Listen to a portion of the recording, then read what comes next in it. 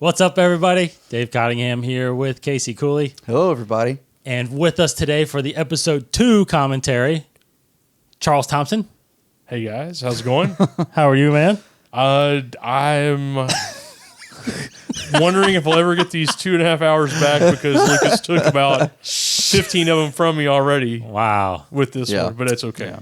Wow. Okay. It's still pretty awesome. It is awesome. There's still lightsaber battles. As we will talk about during this commentary. It is the favorite to but some we'll people. also, well, It to is. some, and they're idiots. No. Oh, come on now. Hope you enjoyed our trailer for episode 2, because that does get you hyped for the movie, right?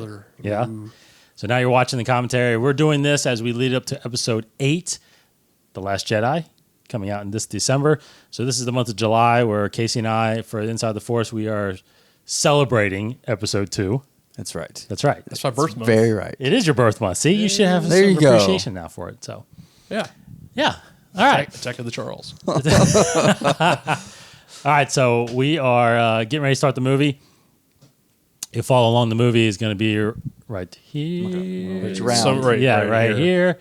If you're listening to the audio, it's getting ready to hit it. Ready? Just close your eyes and listen. And we're going to start the movie right now. So good. And here we go. 3, 4, 5, 6. And there's the 20th century logo. Ooh, no, this is one of my favorite parts of the movie. Yeah, it is. Now that's different because the digital version doesn't have the 20th century on it. We're watching the Blu-rays of episode 2, so there's no 20th century now that Disney owns. Whatever. Yeah, you all know that, right? Yeah. All right. So as we get into the film, we mentioned this when we did the episode 1 commentaries that we are not just going to talk about the film and critique the film, but we've got a lot of topics to go over concerning the film, but should keep the conversation going as we watch. So But who doesn't love a good crawl? I mean, this just makes me feel good. It does, right? Because you don't see any visuals December yet. cannot get here soon enough because we're going to see that. We're going to see a 2-sentence crawl for episode 8. The Last Jedi. 2 sentence crawl. Yeah. It'll just say, you know. He'll say, It's all say, you know what happened. you know what happened in episode 7. This is episode 8. Is this Yeah. kind of describing the U.S. government right now? Listen. We don't need to get Maybe not that bad, pump but the you know, brakes I there, mean, Mr. Relevant. yeah, exactly. Hey, we're trying to stay topical a little bit, There's no right? separatist here. Who's Count Dooku right now? Jeez. I don't know. Just kidding around. First question, though. First topic. Oh, Charles, we asked Corey this, and we're asked everybody this. When was the first time you saw this film? I saw it the night it came out. The midnight showing? Oh, yeah. So, midnight showing. Everybody's hyped. You were in line, I'm sure, for a long, long time. What was your initial reaction after the first viewing? Well, as it's happening, you're just like, oh my goodness, this is amazing. Only because you're seeing lightsaber battles, you're seeing... Hands up. Hands up for the first time? Yeah. Hey, they're going upside But down. you're seeing some just incredible things happening that we hadn't seen before with the way they did effects and everything. It's the after you leave the theater, you're at home for a couple of days. Well, you've seen it 4 times by then. And then you're like, man, I really like a lot of this stuff, but there's a few plot holes, and then it gets to the point where you start going, oh no. And we'll get to some of those parts where you're just like, oh. Yeah. But I love this scene, though. Coruscant to the clouds, that's pretty cool. Yeah, each film in the prequels, obviously, they stepped up the graphics. They were still... this is still back in the early 2000s when CG was really coming to its infancy still. So the cloud thing was a unique touch that we hadn't seen before. I mean, you could coin this as groundbreaking in some Absolutely. respects. Well, already this right here, it's pretty much all CG. All CG. Like, what's real in that? Ladder? And what? Yeah. I mean... R2 maybe? I don't know if episode 1, how much practical versus CG they even had, but this is already... To me, it seems like way more CG than the first movie, which, Way of more. course, people will hate, but... Yeah. Oh, Think about episode 1. There was a lot more miniatures in that movie. Oh, she did. There's a lot more miniatures in that movie than people think. Oh, yeah. in episode Absolutely. Well, I went to Asbury University. I worked in the media building, and There's props, stashed up in the like windows and the cases all around the building, and they have a prop from episode 1 from the pod racing scene, the crowd. Oh, and yeah. what yeah, it is, it's just like little toothpicks, almost colored toothpicks. Right. And that's part of the arena. The bleachers was just a little miniature with like colored toothpicks, I guess, for the wide shots or whatever. Mm-hmm. And people would like move the toothpicks to make it look like people were moving in the crowd. So yeah, it's crazy that he still had that very low budget, old school filmmaking techniques, I feel like. Well, I did try to figure out, how did her blood dry so fast? Yeah. I mean, And I think been dead for I don't think she had any Yeah, shoes either. What's that? I don't think she had any shoes. Who took her shoes? Yeah. I don't know. Like, see? It's one of the droids. Look, one of is the she droids. walking barefoot? They blew her out of her shoes. I Yeah, guess. exactly. Yeah. I mean, I guess. It's a big bomb. So this scene now, first time So many people in that. Names. technically first time in the history of Star Wars, we saw a CG Yoda. Yeah. What were your impressions of Yeah. an all CG Yoda? Much better than the original episode 1. That's I know, for darn I sure. I Totally. will say, though, to the credit of episode 1, the last scene of episode 1 was always CG. Where he's It was. walking. It wasn't- But there wasn't a this is- close-up. but- There wasn't a yeah, but close-up Like of right it. there. Like that. Correct, the first correct. time. First Oh. time ever. Which looks more like the puppet It did. Yes, than episode it does, 1, it obviously. does. Like Oh, you say. Yeah. Brutal. And they even added we always comment on the ears, how they how they jiggle a little bit like Yeah. the puppet. So they still kept things to make it look real, but I still love seeing Kiadi Mundi, I don't know, all these Kid Everybody. Fisto. We're seeing all these Jedi Fisto, in these Minar's movies, apprentice behind her there. and then finally more Mace Windu. And Awesome. now, when was the first time? When did you see this for the first time? Do you I remember? honestly, I don't think I saw it in theaters. My first time with this movie is almost completely blank. I think the first time I saw it was at my aunt and uncle's house in Eastern Kentucky, and I was watching it thinking like, "Oh, this is a stupid love story. I don't like it." But I grew to like it later on as I got, as I matured. But Good for now. yeah, I saw it and it was just like, this is a little different. This isn't as I don't know, as fun, I guess, as the other stories. I don't know. I was just a stupid teenager, so. what do You I were know? what, like 11 or so? I guess. Was I 11? Yeah, I was. That's so I was a stupid adolescent. I don't know. Well, I saw it the midnight showing as you did, and I mean, I really liked it. I really liked it. Now we'll get definitely into more of the meat of it, like the love story and all that stuff. But I really liked it simply in the fact because the last 15 minutes of it just blew me away. The whole Clone Wars thing, Yeah. Everything that what's happened burning. in the Geonosis, spoilers. But not joking. But, everything that happened at the end. The whole Jango Mace Windu thing, I was walking out of that theater just floored. But I'd say I was at first row, Ian McDermott's panel at Celebration, and Yes. it was awesome You because were. he did his laugh. at this past celebration, right? Yes. Yeah. Hickman and our buddy John Hickman we were front row for the panel, and he broke out the laugh, and it's amazing. Yeah. I just had to say it because he's on the screen and he's cool. Now Now we first, get to see a nervous Anakin. okay, now let's go ahead and jump in the topic and get it out of the way. Oh, Let's talk about Hayden Christensen. Okay. Of course, everybody knows the casting. There were several very high-profile actors that were auditioning for Anakin Skywalker, namely Ryan Phillippe, Leo DiCaprio. Yeah. Hayden Christensen, a very unknown Canadian actor, gets the gig. Now, I remember being on the internet a lot at that time, and then there was some people that backlash, but there wasn't as much as there is now, obviously. But no, people were eager because they knew that in the original trilogy, those people were unknowns, and it worked out. Maybe George had a thing of finding, but there were a lot of people obviously upset with Jake Lloyd. So, overall impressions now, what about Hayden's performance in this movie? in this movie, it's not what you would exactly hope for, but you're also not dealing with Darth Vader yet. Correct. So I'll give him a pass where he's not having to play both sides yet as a character. He's still the innocent kid that's trying to find his way, wants to be a Jedi, he's wanting to find his mom, so he's naive and all that, and he kind of plays that a little bit. But after seeing him at Celebration and how he was greeted by the fans and how he went out of his way to greet everyone that came to his table and how he's embraced it, that he is Darth Vader, right? It makes me feel a little bit better about him as somebody that's going to be one of the most iconic villains in the history of film. And to me, that I'm okay with him now. What about you? I'm definitely okay with him now. Kind of seeing, when we have watched these movies in quick succession of each other, like 2, then immediately 3, like you see a definite character change between Anakin in this movie and Anakin and Revenge of the Sith. And then I've seen other Hayden Christensen movies, so I know he can act.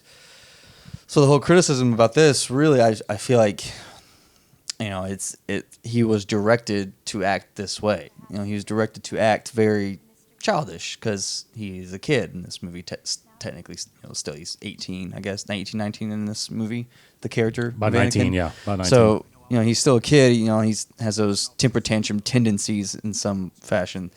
So that's just how he was written. That's how the character was written. And so Hayden Christensen portrayed the character as he was written and as he was directed.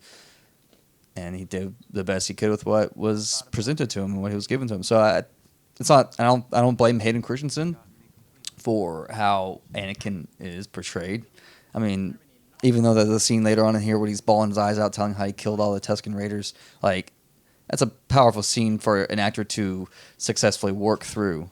And it's a very good job of Hayden Christensen to actually get to that level where he's emotionally vulnerable like that. But it comes across as, like when I was a kid and other people, it's like, oh, he's just like a whiny baby, and his horrible pickup attempts at Padme. It's like, oh gosh, like who is this guy? He's hurting, and people tend to blame Hayden Christensen, but it's kind of still the writing and it's kind of the direction.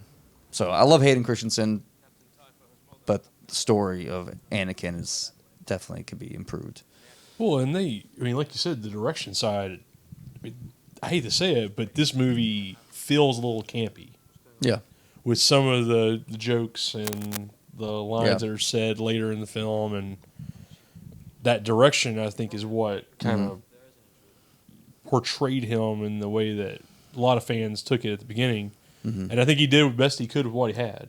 Absolutely. Because no one can actually argue that this is, the greatest script in the history of the world. But at the same time, it's still Star Wars, and it's really cool seeing all the ships in the back. It is, but okay, so I'll say my opinion about Hayden is I kind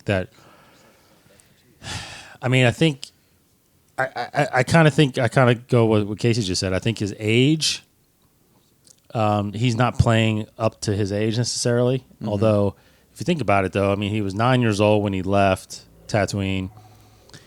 It's been 10 years, and he's been doing nothing but Jedi training for 10 years. Mm-hmm. So how much do you actually learn about emotions? And because he, unlike all, you got to remember, unlike all the Jedi, most of them have been taken since birth, so that's all they know. Mm-hmm. Well, he doesn't. He has more to like Luke. He has more because he has experienced love and loss and rejection and all that stuff. What? One of your favorite lines. That's one of my favorite scenes right there. The shots, just in general, and Obi-Wan there. Sorry, go ahead. Yeah.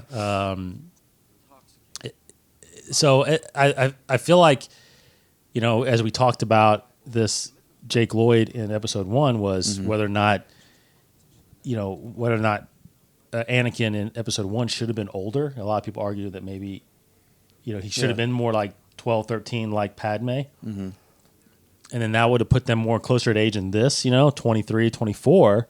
So maybe he would have been more mature in a sense, So there's I think that's probably a fault. I think that's my fault of the film. I think I'll always question his age. Yeah. But Hayden as an actor, I think he's good, and I think it was the parts of the script that were bad. Mm-hmm. And man, I don't like it. I was so happy at Celebration to see him there. Yeah. And to see the fans give him a standing ovation. His autograph lines were sold out, I think, right? Yeah, they were, but Topps Authentics is terrible. I have to say that. Okay. Sorry. We'll talk about it on another video. We'll bring it on the show. We'll bring it on the podcast and we'll talk about that. But no, I think, but the great thing about Hayden is his athleticism. So being a Jedi and wielding a lightsaber, I mean, it's like, come on, it's fantastic. And you see that here in this part here, but I just think I think he found the right. I think he took a shot and missed on some parts, but I think overall, like you said, I think it pays off in episode 3. Oh yeah, and that's what when we do the episode 3 commentary, I'll reiterate the fact, but like there is a strong character change between Anakin now here and Anakin and Revenge of the Sith. Yeah, he's way more mature, way more confident and adult in episode 3, whereas here he's a kid. So Roseburn. So 3 years pass in the timeline of the films, and 3 years pass in the reality of making the movie. So, but it just shows how good of acting Hayden is between 2 and 3, that he can have such a strong change between how he portrays the same character in both movies. So that's why it supports my own thinking of like, this is just how he's written in here to be this kind of immature kid. We interpret it as bad acting, but it's just the character. And then episode 3, I feel like he's complete opposite. He's a good character. He's not whining. He's very, again, confident and sure of himself and very mature. So, again, reiterating the fact that Hayden's he's a good actor. People all say it. He is good. Was it Sebulba? It wasn't Sebulba. No. It was Doug. It wasn't Sebulba. Just throwing it up. Voodoo. I know. A lot of people question that or not, but So we're seeing something with Obi-Wan riding the robot. At times he's with one arm. yeah, Not to spoil anything for the next film, but there's a certain character that is down to one appendage. What are you getting here? What are you getting at? Is there any chance that he maybe just grabbed hold of one of those little guys flying around and just managed to hold on, and he's in seclusion, and all of a sudden, could it be? One could hope. I'm just There were aren't there some deleted scenes to this whole? Well, yeah, Chase? he parts of the droid that he's hanging on, you can see like some of the cords are coming out because he actually tries to hot wire while he's hanging on the thing, but they cut that out. It took too long. I like the little outtakes where he breaks the handle off. Yeah. Yes. There's good bloopers of these films. But this clearly is George Lucas's visual scene to show off Coruscant at the time, because we had not seen this type of Coruscant.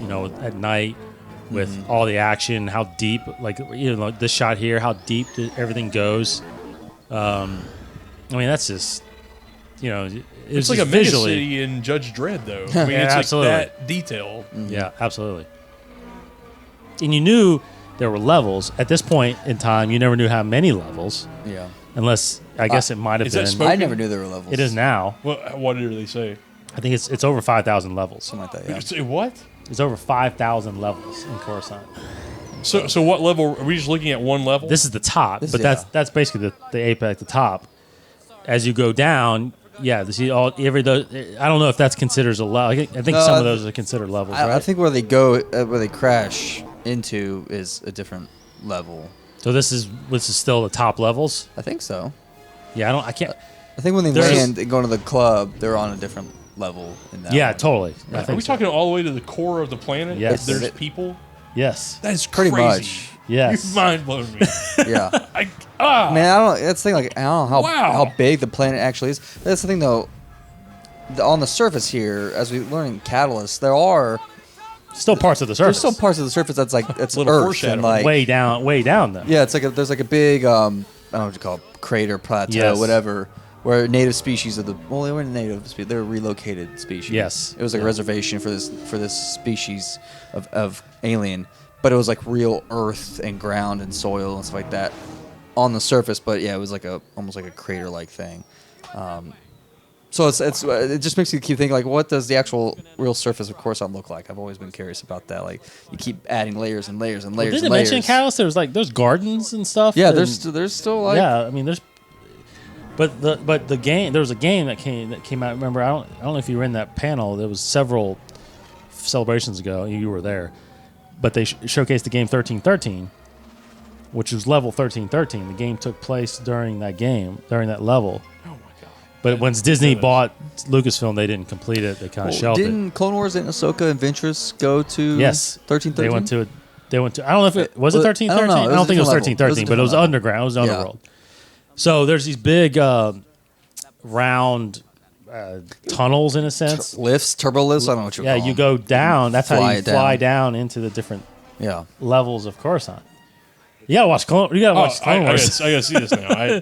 By the way, a lot of Jedi jump. They do jump and just fly for a while. Yeah, and they land on their feet. Yeah, or into a nice tube and kind of slide. Hurt your arm catching that. Into the next part of peril. See, I gotta think that some of this is starting to be considered levels, but I don't. Yeah, it's hard. I don't know. It's hard. 5,000 levels. It's 5,000 levels. You're only looking like 10 of them right now. She's going straight down right now. Yeah, she is going straight down. So there's gotta be No, she's not actually starting out right now. I was gonna say she does in a second. She's going down. Oh no, maybe not. Oh, there you go. No, wait. She does. I think she's going down. Yeah, she's going down, right? Okay. Yeah. We were talking too about like CG stuff and the complaints that it's so much CG. But as we saw at Celebration about Rogue One, a lot of the things that they did in Rogue One was all just digital sets. Right. Like they went over just a white room. And all the purists can say what they want, but it's not going to look as awesome as it did for Rogue One if they can't use CGI. Right. That's right. Yeah. And with Disney owning everything now, I mean, we're seeing kind of the blend of what they're doing with the Marvel movies to what they're doing with Star Wars and the other films that they have in their properties. It's quite incredible of what they're capable of doing now just by having a few practicals in front of them. And then being able to just either green, blue screen, what have you. Right. It's amazing. So I wonder if we tweeted Pablo. Yeah. If he can tell us what level this is on right now. Yeah. I mean, before we tweet him, he's so good at pointing out obvious answers. I know. Like I want to look first at the novel, or if I can find the script and see if it's. What level it says in there? Yeah, that's true. Because I don't want to be made a fool of by Pablo Hidalgo. But this hasn't shown like the big aerial tunnels that they flew down through just going down the building. So, but there are these big shafts. That's a good term. Like shafts. Yeah. I mean, they're like probably a mile long. These huge shafts that you just go down to. If you watch Clone Wars, Ahsoka jumps down one of them. Jump. Now, who's going to do the line? One of my most hated lines of all Star Wars coming up. In this one? Yeah, somebody's got to say it. The sand one? What, you're going to be the death of me? No. The line coming up in the bar here. Not that line. That's a good line. I'm talking about the... You do not Death sticks? You don't like the death sticks? Oh, it's terrible. Oh, it's funny. What's wrong with death sticks? It's fun. Yeah, what's wrong with death sticks? And that guy's name, too, is it's like Sleazebag or something like that is his name. He has a really... That's right. It's like Sleazebago or some strange... Oh, really? Yeah, I didn't know that. I forgot about that. You know, there's a few moments in Star Wars where you don't get very many innovative. Hey, they playing looks like they're playing one of the old N64 Star Wars games over there. But I feel like Star Wars is shot pretty straightforward. I feel like Force Awakens we got some interesting shot choices and point of view shots that I didn't think was really common in Star Wars. Come on, Master. But please. You'll see here again. People may not care about this, but I think it's interesting. Well, as Anakin's walking through, it later cuts to his point of view. Hey, George Lucas's daughter, and I'm at best. But later on, it shows like the point of view of Anakin Skywalker, and it's just a note I always thought of where we don't normally get creative shots like that, where it's like the point of view of a character, or different unique angles or anything like that. It's usually shot pretty straightforward. I'll point it out here in a second. Anthony Daniels is also in here. Yeah, too, he a little is. bit. He's like that shot right there. See, like it's a pony Oh, van yeah, kids you're going right. around. It's like, You're yeah, right. you don't really get that. Like they're It is different. looking around at the camera. It is You different. don't really get that. That's true. That's a good point. That's a good, very good Force point. Awakens, you got that with Finn as he's like freaking out on Jakku and like everything's getting really weird. And Well, they're bringing that panicking. music up now. It's getting the Yeah. scary moment. Like, oh my goodness, he's gonna get shot. Yeah. But I don't know if that's ever been done. Has he ever done that before in all the other movies? I think so. Now, what is this Anthony Daniels? There he is. There he. Oh, Yeah, it was Anthony Daniels. He's a couple more shots here. Hey, that's a character name too. I mean, he's Yeah. he's His a nice back is guy. turned toward him. oh, and he's his face awesome. Kinda There he like- is, right there. Yeah. Have you gotten an autograph from him?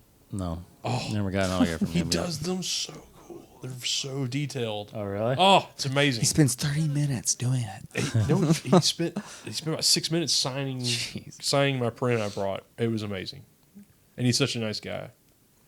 Tell us now. Tell us, I want to know. Bounty hunter. Okay, So- so now we get the The terrible saber CGI. dart. well, not just that, but I was saying we get the first shot of the second shot of Jango. You know, we don't know his name technically now, but we obviously know because you if you're a geek, you read about it and everything. Yeah. You knew that there was a bounty hunter, and it looked like Boba Fett. I'll just throw it out there right now with it is. Oh, the Jedi Temple. Did you like kind of Jango Fett and what leads to be the origin of Boba Fett? I see no problem with it. Yeah, I mean, okay.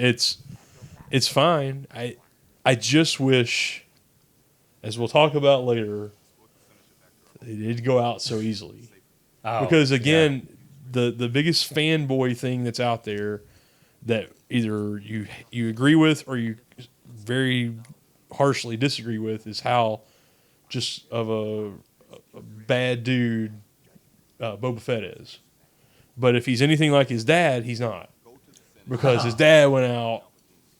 We don't want to say it on this because this is a family. Yeah, but he was Video. facing arguably the most powerful, arguably the most powerful Jedi, right? Yeah, and his son can take a Sarlacc pit. So, We don't know that. Well, one day we will, I guess. But I mean, he got knocked in the back, and anyway. But Right. no, I love this stuff with McDermott. Yeah. Oh, yeah. Just- He's always. The subtle foreshadowing throughout all the films. I mean, we all knew what was going to happen, but it's really cool. Yeah, I mean, that's complete foreshadowing. Now, he has Sith artifacts all over this yeah. office. I think his lightsabers are hidden in one of these statues. One of those statues Yeah. there, I think his lightsabers are hidden. Are you kidding? Pretty sure No. it's Yeah. canon. Yeah. I mean, I know it's canon, How but much are you reading? We read everything. in What are you there. talking about? It's You in work there. and you read Star Wars. This is awesome. We read everything. We try to know everything. You know? yeah. It's our The job. all-knowing, all-seeing We eye are of Star Wars. we are right here. inside the Force, right? Yeah. We're, way in it. Way This is- in it. I didn't know that they knew this much about it. I thought I was a fanboy, and I thought I was Oh, in Star come Wars, on. but these two, holy cow. Okay. I need one of those for the office, by please, the way. please, please. That would be so cool. Little floating disc just to Yeah. kind of hover around. It's- What would you do with yours? With my little thing like Yeah, that, your hover disc. What's what we'll call it? hover disc. Yeah. Gosh, I would hover. I would hover. I would race. Oh, would you race? Probably. I'll see. I don't know how high can you go in those things because you go straight to the ceiling. I don't know. Fly around our studio. Oh, that'd be cool. Yeah. By the way, did you see the window replacement company there? Yeah. I love how Padme cuts up Jar Jar here. I know. It's like, okay, Jar Jar, shut your mouth. Shut your mouth. Shut your mouth. She should have grabbed his tongue like Right there. Yeah. Qui-Gon did. So, okay, now we're getting to obviously what's going to be one half of the premise of this movie, That Jar Jar is Snoke. which is, yeah, right. Oh. Yeah, right. Who's that guy? Is he a robot? Looking through the window. Which is obviously the That was two the parts of this movie window now. repair company. Creepy. I guess so. Two parts of this movie now are love story Yeah, he's cleaning. and investigation Jedi, Yes. right? Yeah, the long drawn out part of them just hiding out on Naboo, doing nothing. That time on Naboo.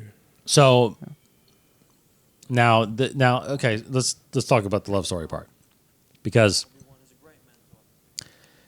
in a way, if you think about it, the original trilogy, though it was different, there were love story parts going on in that as well with Han and Leia, right? Right. Yeah. Especially in Empire Strikes Back. So amazing dialogue. Absolutely. Amazing. But it wasn't thrown. But obviously, a lot of people will say it wasn't completely thrown in your face.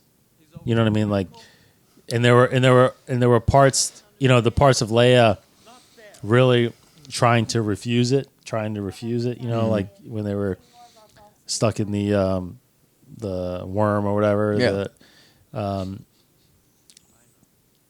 You know, there were parts when Padme here is trying to stop it, but Anakin's the one that keeps kind of pressing this. I mean, what aspects of it at all? I mean, are you bothered by all just the fact that there is a love story, or what could have been different to make it work?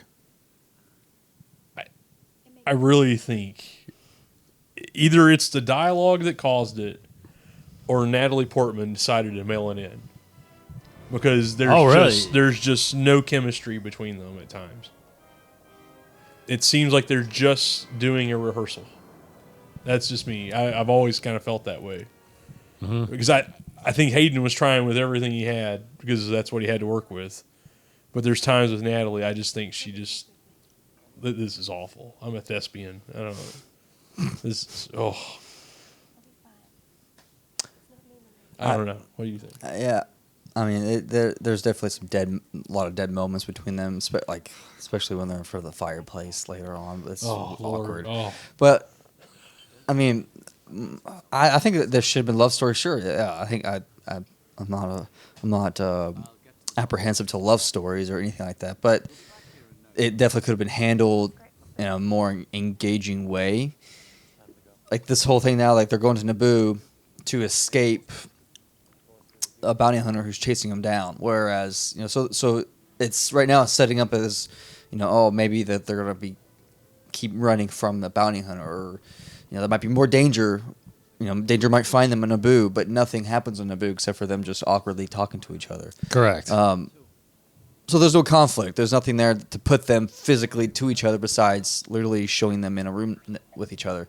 And that's where I think, conflict brings character change, and conflict physically brings people together and emotionally brings people together. So I would have been much more involved and invested in the story had Jango sent another bounty hunter after Padme on Naboo, and Anakin saves her once again on Naboo, and there's conflict there that literally forces them, Padme and Anakin, to be together in the heat of the moment, emotion, and they just kind of fall in love through the heroism and the danger of everything. So I think that was missing, and the dialogue is what it is, and their performances seemed kind of dead at moments, but they also wear their emotions on their sleeve pretty much. It's very tell it how it is. There's no subtext. There's no subtlety, and usually that's what you get in good romantic movies is good dialogue that's witty and that's got some subtext to it. You don't just say, I hate them. I hate them all. I hate them. I killed them all because I hated them. Mm-hmm. Or like you're tormenting my soul. I'm so in love with you and all this and that. So, there could have been more subtlety. There could have been more danger to physically put them together. But this is what we got, and it ends up in the end working fine. And as a whole, I still love it. But that's why this movie is lower on my favorite list, because not a lot happens in that regard. It gets pretty slow. Yeah, from right now till the end. There's really nothing. There's a couple. I mean, there's that Jango Obi-Wan battle. We'll see. Yeah, well, the Kamino stuff is fantastic. Yeah, totally. But that's the thing with this, though. Like, we're basically on like a crime drama with Obi-Wan, and you got the love story, and you're trying to blend these two stories together, but there's no intermingling of the characters until the end. Mm-hmm. Right. and it's kind of disjointed a little bit because you get this weird, very forced love story that's happening, and then you got him off by himself with no other help, taking on people in Kamino and going off to Geonosis by himself. It's just weird. Like, you would think that there would be some reinforcement or something. No. And he's just kind of, it's an Obi-Wan story from here for a little bit. But Obi-Wan's parts, like this scene, when he goes to the library, when he's talking to Yoda and the younglings, like all of his scenes are great.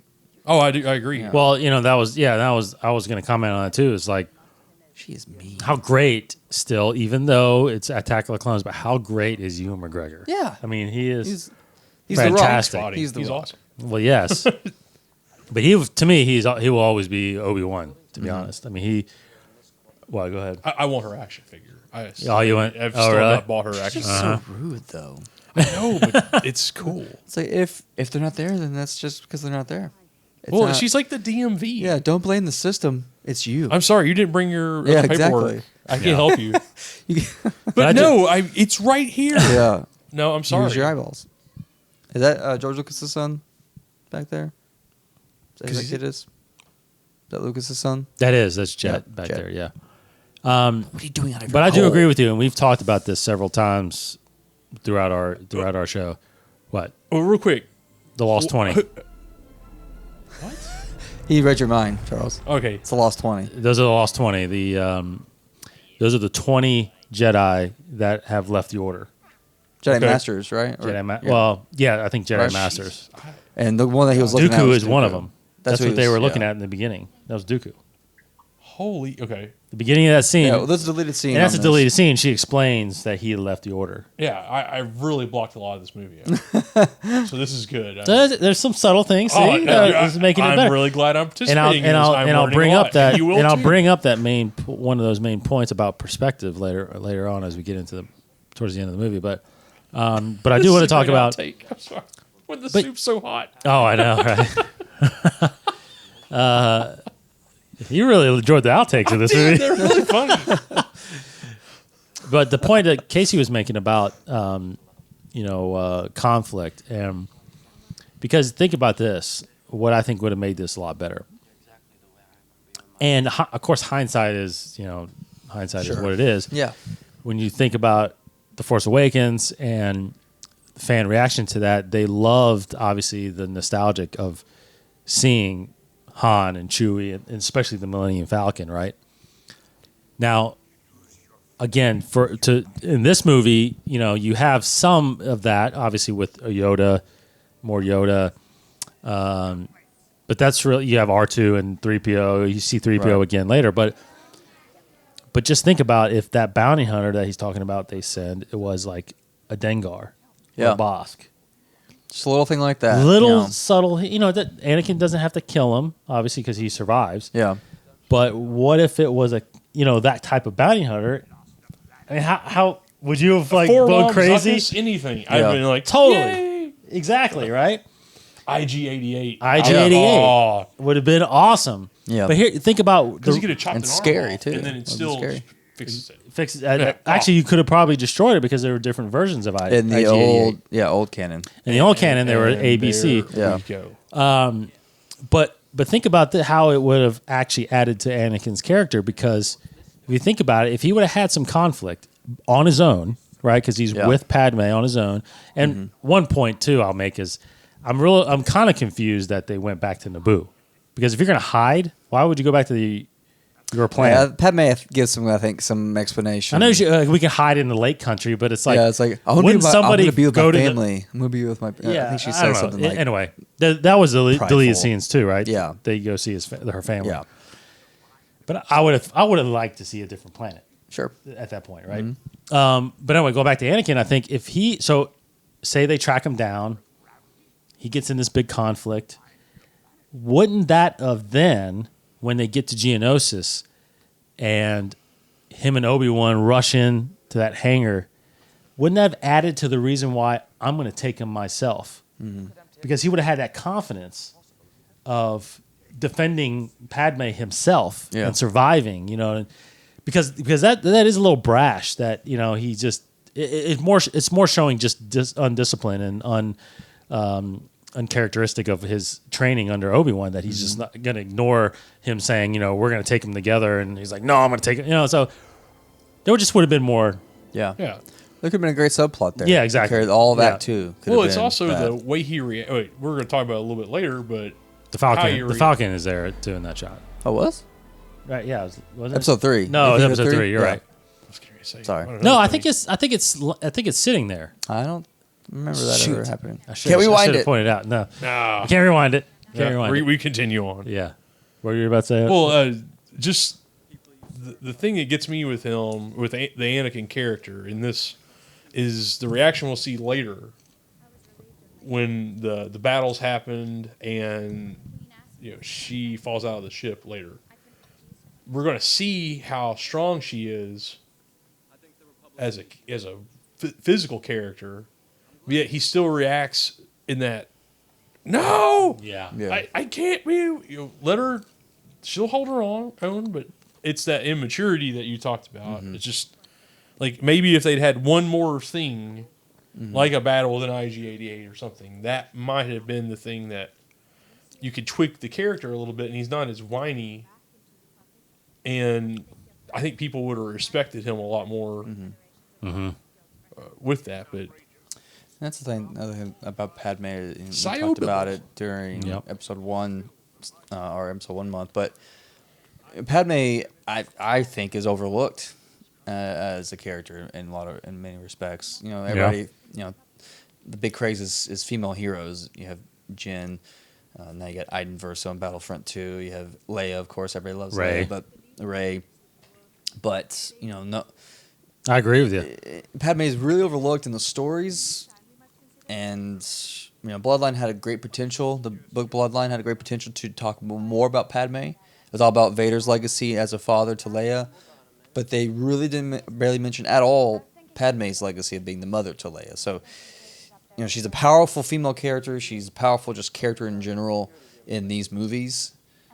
Like right here, let's see right there. She's talking about her home. Yeah. But but it's not really talked about much at the cons or in other stories. That how Padme was a great politician. She was a great leader for the Republic. But they focus on other people. So I've always just wanted more recognition of Padme in the stories and stuff like that. But. Yeah, because I feel like there was. I don't feel like there's any backlash on Natalie Portman.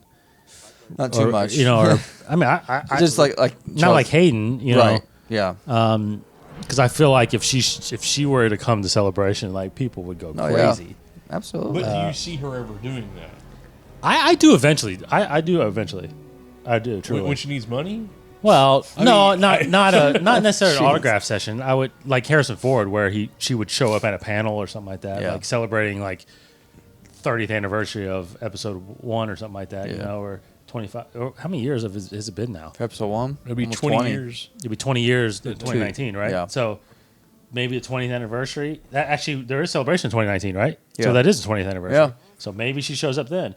Maybe a Ewan McGregor shows up then. You know what I mean? So yeah. But like a Harrison Ford, where they just show up for a panel and not necessarily stay for the weekend. Or But that's the thing about Ewan McGregor. I mean, he has at least acknowledged that if they make a standalone film, he's willing to do it.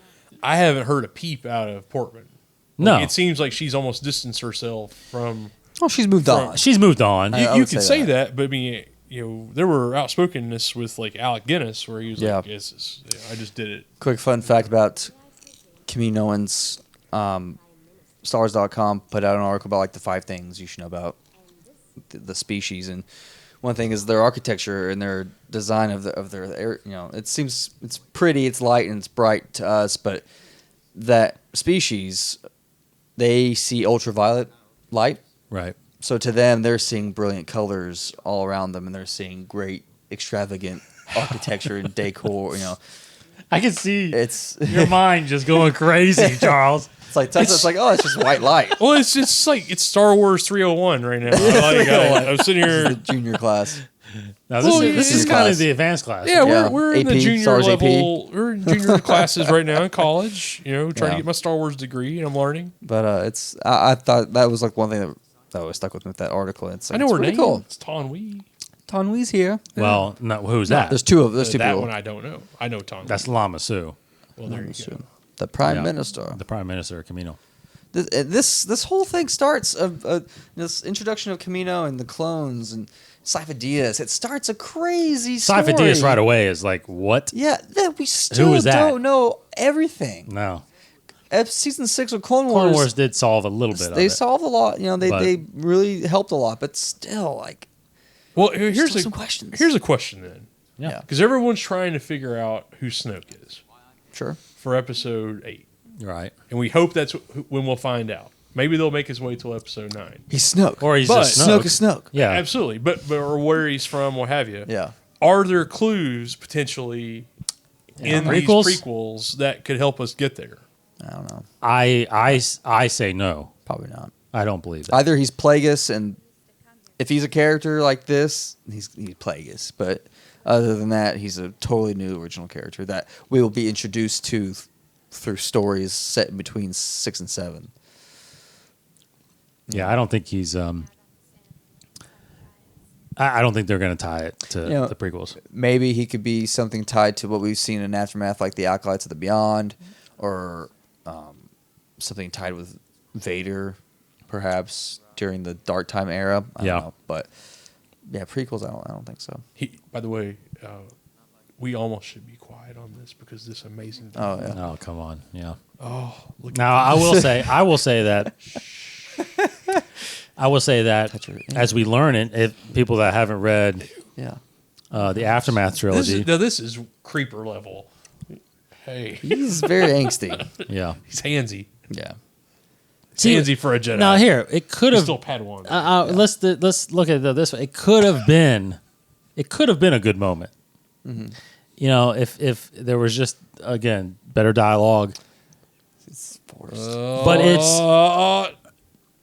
There you I don't know. It wasn't earned. But That here's the wasn't thing. earned. Here's the thing. Or not Well, given. that's true. That's true. But here's the thing. I don't know if I feel like you should have cut like while they were doing it and not have this whole introduce this little conflict of I'm sorry. I shouldn't have done that. Look, he's like, Yeah, it's like well, jeez. like I feel like you should have cut to that shot with them tweet still about it. kissing, and then you get out of there, and you kind of feel warm and fuzzy about it as you get to that. Yeah. I don't know. No, but I'm not by any means What they walk totally very dissing George Lucas because Sure. I love George Lucas, but yeah, I just it wasn't. It didn't feel like the right moment for it. but anyway, real quick, I'll make a comment about the Aftermath trilogy. Yeah. Series of books. People, you got to read that series. It's awesome. But as we learn in that book, and the Emperor could have done this. I'm going back to your Snoke thing.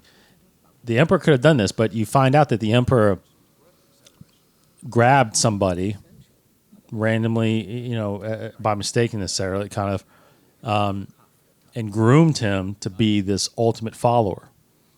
His name is Gallius Rax.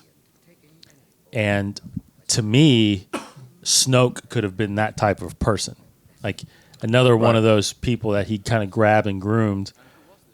And then all these years later, still loyal to trying to keep an empire together or whatever, right? So that's where I'm starting to lean towards. Anyway. Well, considering not to spoil too much, I guess, for 3, but I mean, this has all been instrumental by one individual that bites it in episode 6.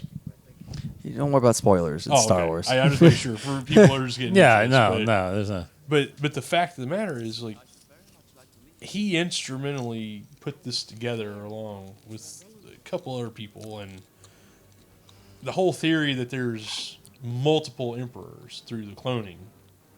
Do you still think it's a possibility that there's still another Palpatine? Because they talked about that was an expanding universe, or yeah. The legend. Yeah. I've read something, Yes, but but that's no longer canon. I know. But what Thanks, is guys. canon, as Casey knows these, there are, Oh, Getting Aftermath. and again in Aftermath, you learn that, and in the new Battlefront game that's coming out, you learn that there's what's called Sentinels. Like the Emperor has sentinels. Oh wow, okay. These robotic droids that are dressed in these red robes that have screens as faces, and his face comes up. Oh wow. And they're downloaded with his consciousness. So he talks like the Emperor, and he makes decisions like the Emperor, and they're all over the place. So it's almost like cloning. Yeah. But they did it in a practical manner. Well, keep talking about this stuff, because what's on the screen right now, this is much more interesting. Right. So in a sense, they have established him cloning himself in a sense, right? I mean, that's the way you do it. You build robots, and then you ingest your consciousness in them. So in the game, you see in the trailer. Did you see the new Battlefront 2 trailer? I've only seen. Well, I saw the one that we saw at Celebration. Okay, they came out with one last week. Okay, a new one. Yeah. And it shows the Sentinel, like it shows the Sentinel that we read in the book. It's pretty awesome. It's pretty awesome. A note about this scene, except for the sand line, this is actually a better scene between the two of them, showing just that they have some kind of connection there. Also, he is actually describing the Empire. Yeah. Oh yeah, definitely. When he's like, someone should make him do it. It's a good scene. It's like here they're laughing, they're having fun. I mean, it's not a bad scene. No, but there's a few bad moments like this. But see, don't do this. Yeah, get out and go back to Obi-Wan now. Yeah, like I don't know how this started. Like how do you get to this point? I feel like that this is just, like she runs off. Let's go frolic on these weird beasts. Yeah, totally. And he should have died in this scene too. Like he gets trampled horribly. Yeah, they. Spine broke. Yeah. What are those creatures? What is the practical nature of these creatures? It's Creeper Skywalker though. I mean, it's like I'm gonna play like I'm really injured. Yeah. Just so I get it. So yeah, it's. I mean, hey girl. I get it that this is supposed to show they're cute together, but it doesn't feel. Let's go roll in the hay. Doesn't feel earned. But that's the thing. Again, we'll go back. I think it goes back to age, right? I mean, I think what they're doing is more like teenagers, like 15, 16-year-olds, where she's 24, right? And he's 19 in this. Yeah. So it's like it's a little. Okay, so I gotta find out what just happened. Like, is there a city? Like, where that flying fish just came out of? No, there's not a city. So what's going on there? Why did he come out? Because you guys have to know something. Well, those are underwater. They're like whales with wings. Yeah, but somebody was. Riding. Yeah, the Kamino is Kamino just uses them as riding, but I think those animals need to be underwater for a certain time at a time. Okay. But they have wings so they can fly. Yeah. Now, what's cool about those little backstory of those things? They were actually supposed to be in episode 5, flying around Cloud City. Oh, gotcha. But he couldn't pull it off. So he put it into this. So he put him into this. Yep. It's pretty funny. Like just steps away is all the gear. I know, right? This is one of the best scenes of the whole movie right here. Yeah. I really feel the tension between these two guys. I do too. Well, and you can see the camera move too. Mm-hmm. Just constantly getting closer and closer and closer. Like they're so like they don't talk in moments. Like there's a lot of silence, but there's subtext. There's a lot of subtext in this. And what's cool too is when he tells him, when he talks to Boba in that language. Yeah. In the book that's right over your shoulder back there. Oh, gosh. In the novel, right Obi-Wan says he doesn't know what language he talks to him in. Mm-hmm. So he doesn't know what he says to him then. About go shut that door, hide the gear or whatever. Yeah. Go flush the toilet. But at that point, so right then Obi-Wan's already like, okay, you're a bad guy. Yeah. Well, this is like one of those classic. Great, I love it. Sorry. It's like one of those classic moments where the bad guy and the good guy are confronting each other. Yeah. And they know that they each know what's going on. Yes. And we'll let the kid leave, and then it's throwdown. But he had to see the gear when he was standing there. Yeah, I think so. I definitely think so. So I'm reading here about those whales. They're called Iwas. Oh yeah, Iowa, whatever. Star Wars. Air whales. So okay. Iowa. So air whales, Iowa, whatever. But yeah, they're just. And it's better than flying fish. Better than flying fish. Yeah. So again, see, we just keep going back to these scenes that just it's talking. The there's no dialogue's- conflict. it's a lot- There's no conflict other than them not liking each other or something like that. Yeah. Liking each other and liking each other, liking each other, not like, because this goes right into, to me, the worst scene in Star Wars. the by the fire scene. Yes. Like, that is by far probably the worst. Yeah. I don't know. This is pretty awful right here too. Again, this is kind of playful, but when they get into the whole like, should be a secret, and he's like, the word. Okay, my worst line is, I wish I could wish my Oh feelings. yeah, away." yeah. In all of Star Wars. In all of Star Wars. I wish I could wish my. Now I mean, that, I can't. Done. that bite Done. is terrible. Like where she, Yeah. this is, God. It's like, how do you get there? Yes. Robot How Chicken do you get has there? made a living off this scene. Seth Green, Matt Yeah. Simmers, you guys, great job. That the spoofs on these have been amazing Yes, because they're this is fantastic. awful. But gosh, yeah, I wish I could wish my feelings. It's simple. You just don't do it. I would. It's You like just- it's how can you? Why couldn't you have a rebellious editor? Just go, I'm That's- not putting yeah. it in there. I'm not. But anyways, But no. Well, George, George is still full executive producer of this thing, so he's making the film. You think he knows how to use an Avid? Probably not. Yeah. You just hold it hostage. I'm not doing it, sir. That's true. yeah, make That's that cut, true. make that cut there. Oh. Do that. Do that. Yeah, that's good. That's pretty good. That's pretty good. I don't want to, sir. Yeah, we're fired. Get out of here. Fired you are.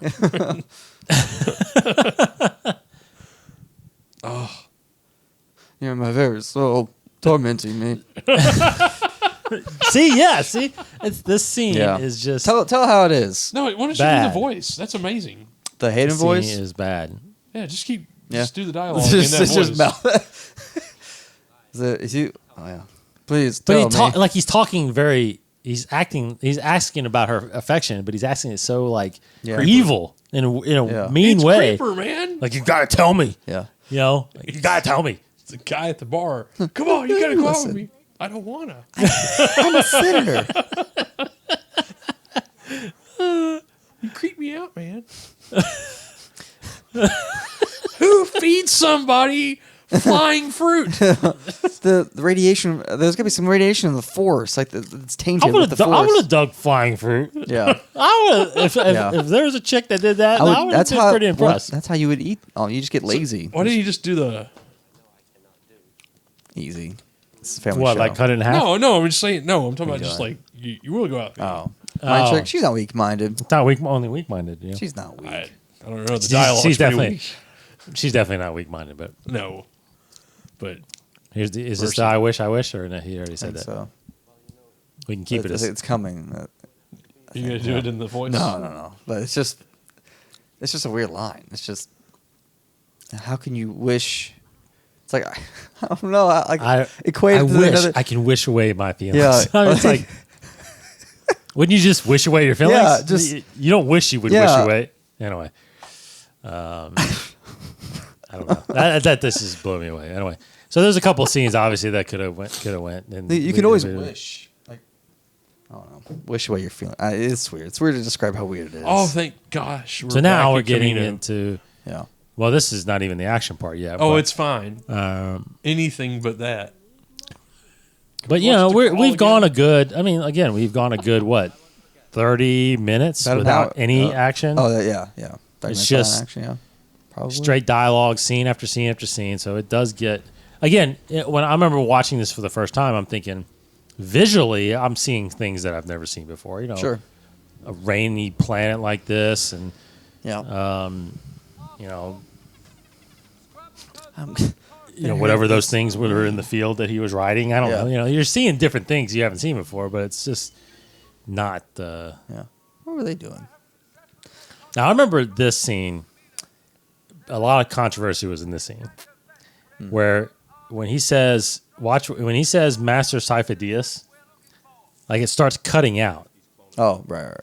Remember. right? Yeah, I know what you're talking about. And so a lot of people speculated at the time that the true Sidious, Darth Sidious, was always monitoring this, and he he intended to try to cut it out, that he couldn't get the name out, of Sifo Dyas, because he cuts out, like, I mean, everything's clear right now, right? And all of a sudden it's like right around. Well, he already said it, right? So he just said it was cut out. Yeah. Because a lot of people speculate that, well, Sifo Dyas is just an alias of Sidious.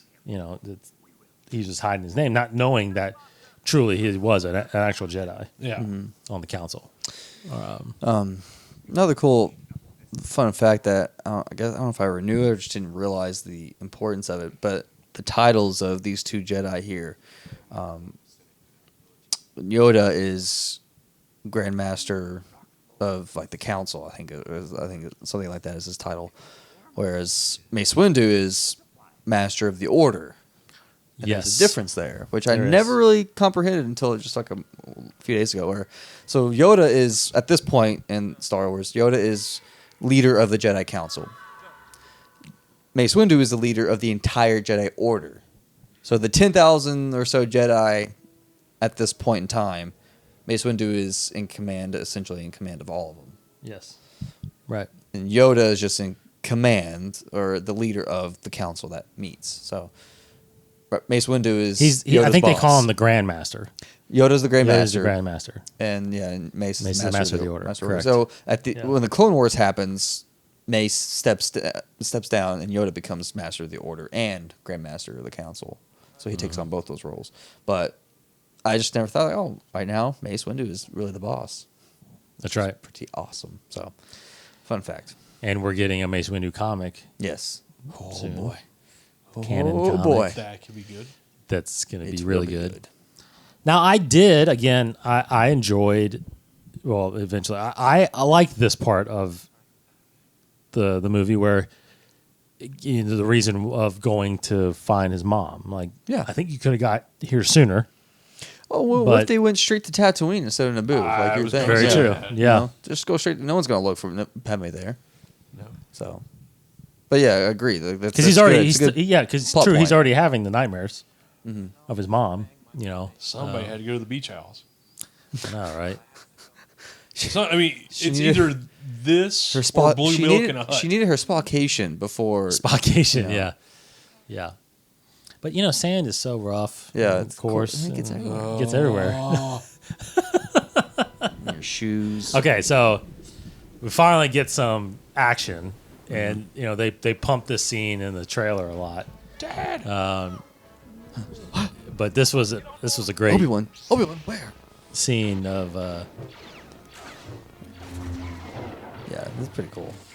Very cool. Just trying to baseball bat those lasers away. But doesn't it kind of, again, I mean, I hate to say it, but I will say it anyway, but you see him flying around, it's like, God, you wish you would have been able to see Boba Fett flying around. Yeah. Like in Return of the Jedi. Yep. Instead of like take off like Superman and land, and that's it. Yeah. Because he would have hovered around and just started shooting at Luke, right? I mean, it's like... but the hand-to-hand here is really good. I thought this scene was just fantastic. Yeah, that's a good fight. And you get fist fight. You don't Yes, really get a good that's fist right. fight in Star Wars. You don't. Yes. And, Oh, my man, God, that's a good- it broke that's his a good nose right there. Yeah. I mean, Yeah, it really shows the threat that a bounty hunter bounty can hunter like actually, Jango is. Yeah, totally. Look at that. To a Jedi. and to hold his own against a Jedi like this. Yeah, it's pretty incredible. And to not have his wrist be Oh, cut yeah, down to the the bone. wire.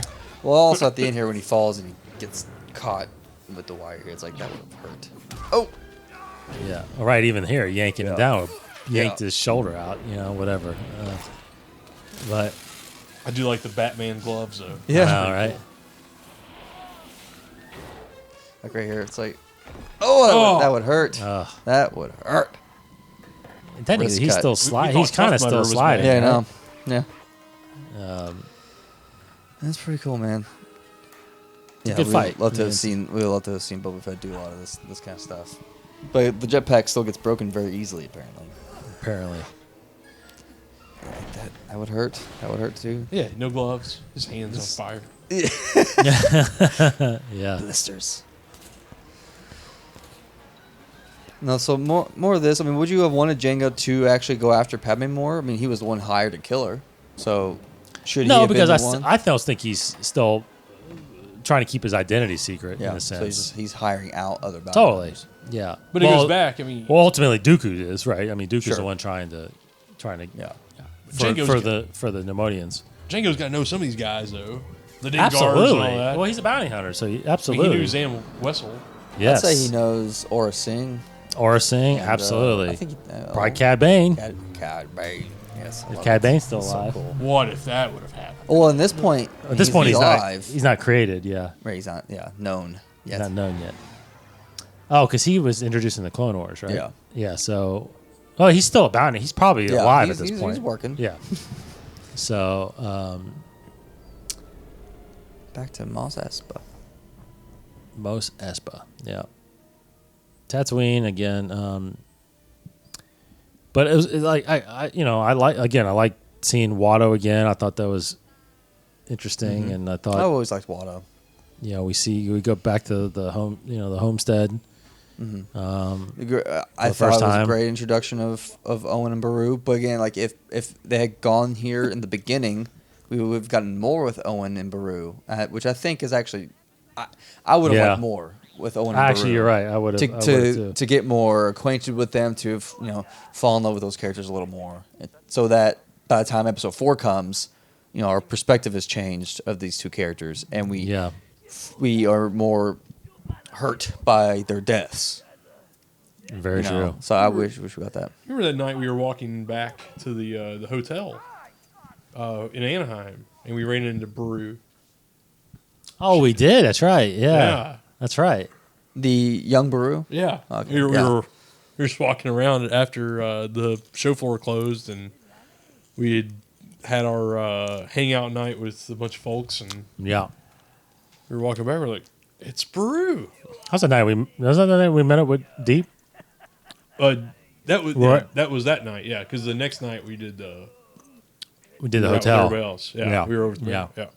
It's so interesting because Joel Edgerton, who plays Owen, young Owen in this and Revenge of the Sith, he's also gung ho about reprising his role. Really? Yeah, and he even pitched I kind of foresaw a story where Obi-Wan and Owen kind of Owen gets sucked into something of Obi-Wan's shenanigans, that kind of thing, or you I don't know if he necessarily referenced would be Obi-Wan, awesome. but he referenced Owen as kind of having this history of he's been a part of something dangerous or big. Well, there'd be a story there. Well, in the comics, Exactly. there's a lot of them butting Yeah. heads. Like stay away from Luke. I and mean, that would be a great movie. that would be You incredible. kidding me? Joe Egerton and Ewan McGregor. Oh my gosh! And then And a CG'd Mark Hamill. as a little 8-year-old, maybe. Just put the dots on him and make him look younger. Yeah. He would. He would do it. They would- Mark Hamill would do it. Excellent. But Yeah. see, I think that would be a good scene. You don't have to go too close to New Hope. You can do 5 or 6 years, or 8 to 10 years after New Hope, so where Luke is about 8 to 10 years old. Right. You can cast a little kid, that kind of looks like him, and a little cameo. Owen and Obi-Wan are arguing about something off, about 100 yards away from the homestead, and little Luke runs up to him to say something, and then there's just a brief moment between. Yeah. And Owen's like, go back in the hut. My second favorite scene By far. of this movie. I was going to Oh, bring and great that up sound too. design. No, You kidding there's no me? music. No There's music, but the sound of these things is Yes. incredible. Incredible. This is one of the highlights definitely one of the highlights of the movie. Love it. So let's bring it up now because I think it's a good point because we are going to get into Man, those were awesome. Yeah. we are going to get into some major action. But Casey, I'll start with you. Like we did in episode 1, Oh, yes. perspective. Let's talk about perspective. Yep. So there's some things from books, novels, whatever, comics, Clone Wars that have changed perspective of this movie. Is there anything that you watch this movie now? It's like, oh, this this has more weight, or obviously this. Well, I'm absolutely thinking Clone Wars. I think has a huge impact on this movie, even though it happens after the fact. But still, Right. like Sifo Dyas, the Yes. Lost Missions episodes about Sifo Dyas makes me rethink now about this whole thing, and then the Anakin Obi-Wan comic that was set before this doesn't really change your perspective too much, but it builds a relationship a bit. A little bit. And it gives some context of Anakin's training. So, that helps with the backstory a little bit. And then, I foresee my perspective of this movie changing further, perhaps with maybe the Mace comic. Yeah. Which is actually right after this, though. So, it's right after the Clone Wars starts. But I definitely think that there will be. How does he not kill him? I know, right? How's he not hitting him like Yeah. crazy? No, my perspective of it's not incredibly changed like the other movies, but it has changed a little bit because of Clone Wars.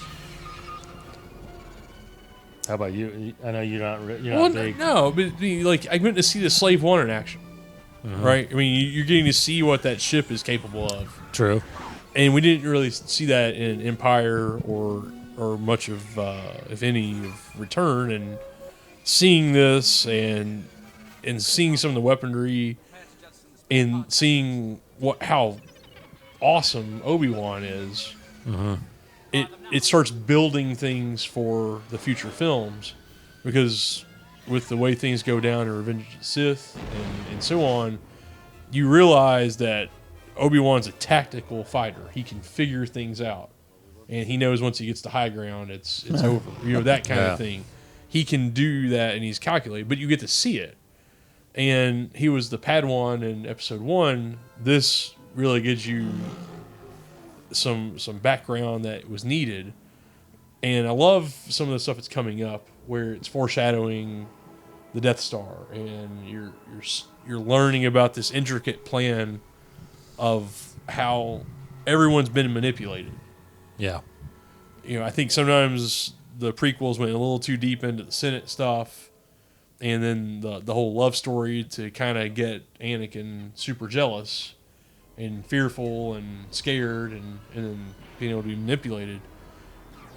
You can see where the Emperor was doing what he was doing to kind of put them together and bring that out of him. But I just wish, like you've said and you said, just if there was a little bit of shift in the dialogue and a little bit more conflict, you could have repaired so many things.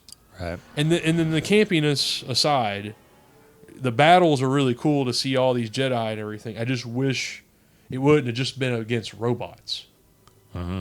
Because you have all these Jedi who are getting slain here pretty soon, and it's just Well, robots. what could have been an alternative? You mean like actual soldiers? I think at that point, whatever they had available, it just seems like what a waste to see perfectly trained Jedi just getting mowed down in a hellfire.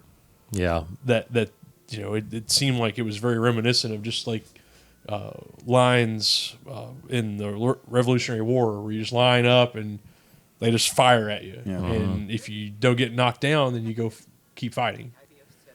But the whole thing, C-3PO, all this, it's cool though. I mean, it's nice to see it. I just wish the dialogue was a little bit more like the originals, because even the originals weren't perfect, but man, they had some talent there, with Hamill and Ford and Fisher and even Billy D and all these guys. I mean, they were on their game. And this, it just seems like George had his hands so deep in it that it had to be his way and not a lot of ad-libbing and stuff like that. I kind of want to go back a little bit, but add to my answer about perspective being changed. I totally forgot. But Catalyst really changes the perspective Yes. of the Geonosians and the Death Star plans. That's exactly what I was all going to that. say. Yeah. So I was definitely going to say the Geonosis is completely different Yes. to me in this movie. Rebels talked about it as well. Rebels, yeah, because it's somewhat unknown. Obviously, when you watch this for the first time and not, or if this is the only thing you've seen, Yeah, it's yellow or it's red milk, right? Red juice, I guess. Juice. What are you doing, Baru? Cranberry vodka. She hasn't perfected the recipe yet. Yeah. Wait, no one's drinking this. Maybe I should try something else. Ovaltine. No. Oh, jeez. Sorry. Yeah. But if you've only seen this movie and you see all of a sudden you see the plans sitting there, around the command table there at Geonosis, and then Dooku takes the plans, it's like, wait a minute, so who came up with there's no way the Geonosians came up with the Death Star. And are they just holding the plans, and then now that's how Dooku's got them? They're taking it back to now. So without knowing that, I mean, without reading anything else, I'm sure, is that all do you know where the original plans are from, or have any idea? I watched Rogue One. That's all I know. Okay, so that's not necessarily the plans. I mean, the plans were there. They built based off this. Rogue One introduced us to Krennic, and that he was really the command architect. He was the man behind the Death Star in a sense. The weapon part. And Tarkin kind of took over. But the engineer, the building of the Death Star was not Krennic. Right. That started before Krennic. He was tasked with the weapons side of things, and obviously he grabbed Galen to help, manufacture the Kybers into making an ultimate weapon. But so the brief history, and this is somewhat spoilerish if you haven't read some of the novels, but you have Catalyst, and you have more so you have I guess it was Catalyst, right? Catalyst is all about the Catalyst. You're right. So I'm sorry. So because it talks about has Poggle the Lesser in it. The Geonosians did come up with the design of the Death Star. Holy cow! They are the ones that, and they started building it. And they were tasked with building it. Once. So what happened was one of the best shots in Star Wars. Yeah, it is. Oh, it might have that print. So what happened was what happens is after Dooku takes the plans back to Sidious at the end of this movie, somehow the plans, because Sidious is everybody, we know who Sidious is, right? He's Palpatine. He's playing both sides. Somehow the Republic gets hold of the plans, and they bring in the Palpatine, and Palpatine's like, oh my gosh, we can't let them build that. We have to build it first. So that's how, at the end of episode 3, that's why you see it already partially built, right? There's no time jump. That's right after the end of the Clone Wars. There's already a shell because the Republic started building the Death Star to combat the Separatists building one. But they didn't know where they were building one. They just knew that they were probably building one somewhere. So that's why the Death Star was already starting to get built. Palpatine convinced the Republic that we have to build this first. Does that make sense? So I have to ask this. Yeah, sure. Does that mean that he had already started building a second one at Endor? It's possible. We don't know that for sure, but it is possible. Mm-hmm. So that's why it happened so fast? That's why it takes so long. Well, it took also a long time. There were a lot of complications. Yeah, in Catalyst, there were a lot of complications. And where do they get all those Kyber crystals? Oh, they farmed it from dozens Jeddah of planets. was one place, and then there's several planets they were... Oh, so there's several. I thought Jeddah was the only planet. Utapau is one. They get Kybers at Utapau. The planet that Grievous got killed on. That's in those things called books, isn't it? If I ever read that. It's in those books. Clone Wars shows... Clone Wars does a lot of it. Explains a lot of it. Because the Jedi had to go to these caves and pick these crystals. So, and they're actually... Well, I mean, the General Republic didn't know that they were building a super weapon. It was always hidden in secrecy. That it was like a research. Correct. It's the government. Yeah, it was more just of a space station. It was a secret. It was a secret.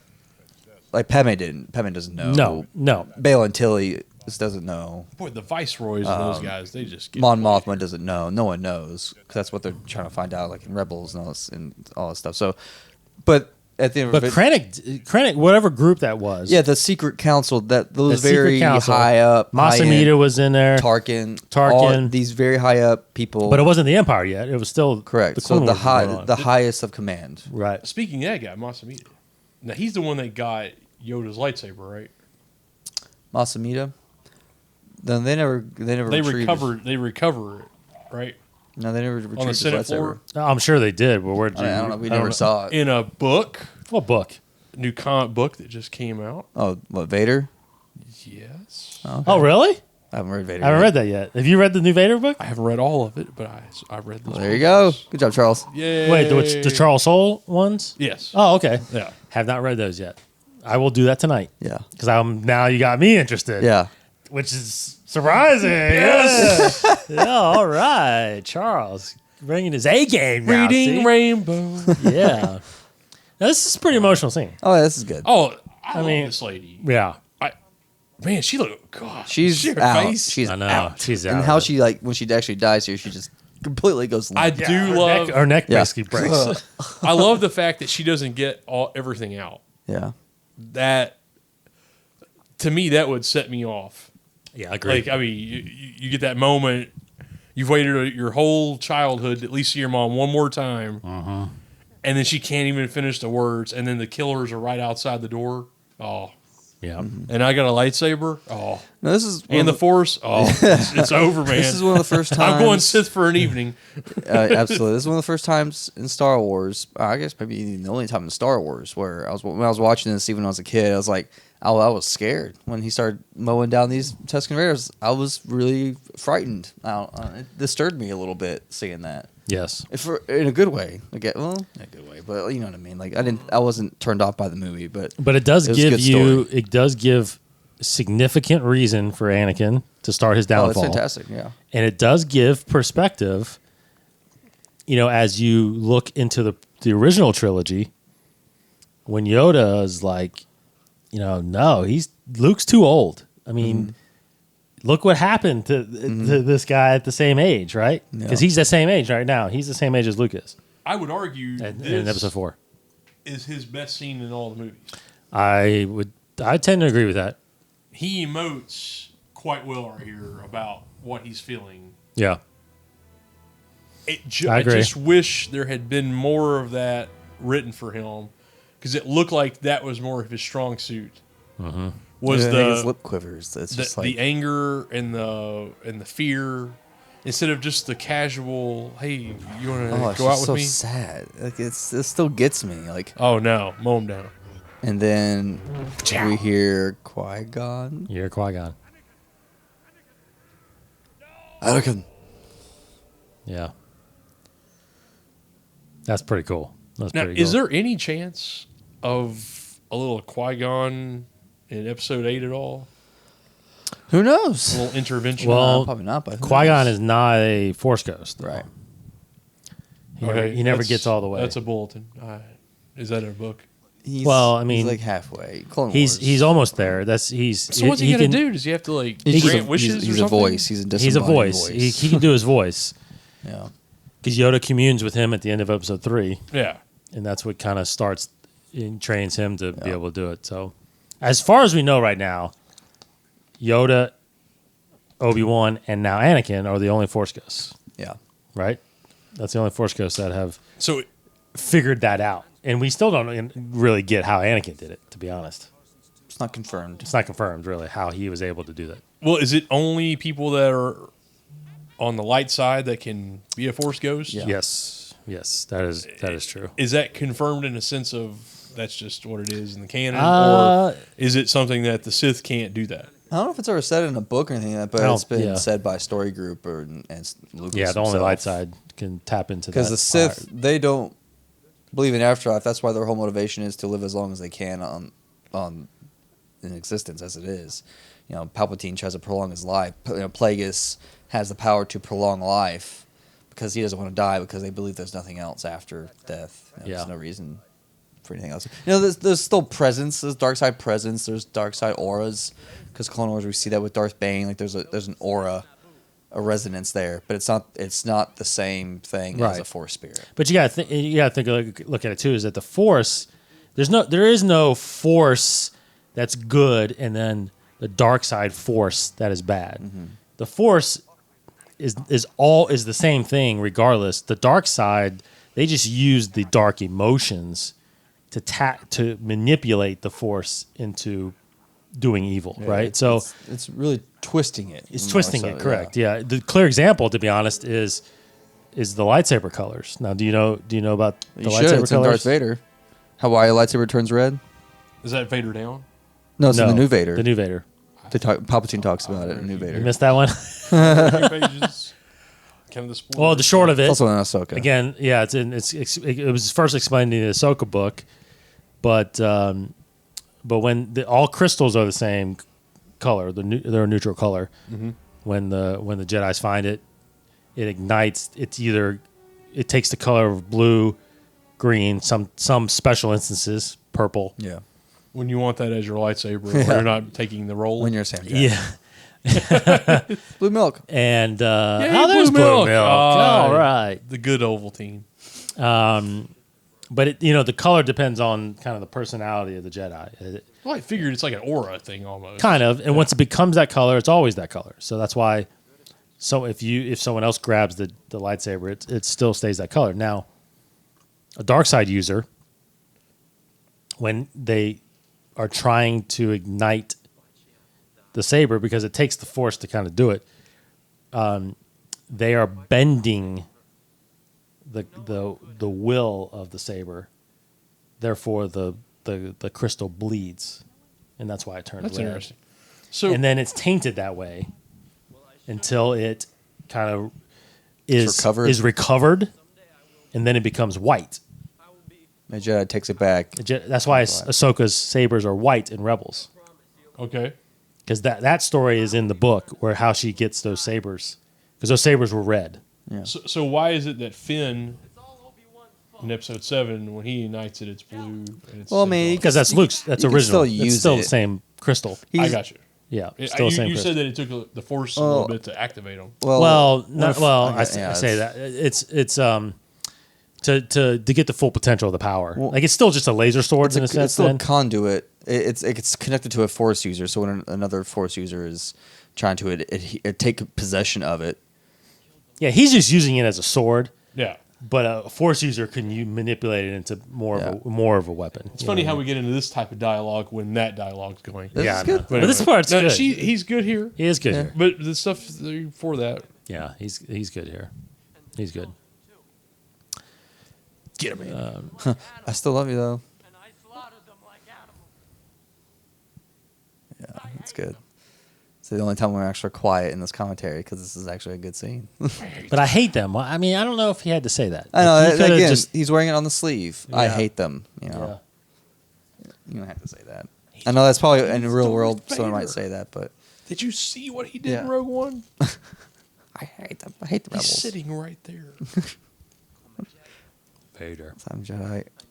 I know him better than this. It's interesting. He's still trying to compromise his beliefs there. Mm-hmm. And they do good, but they do good here. They just cuts. You know, is that Luke's land speeder? Oh, yeah. Yep. Land speeder in the back. It's the whole same. It's that whole same area where the droids are. You're my only hope. It's where all that happens. No, I like this scene too. Yeah. He goes and kneels next to the grave. I think it's fantastic. Yep.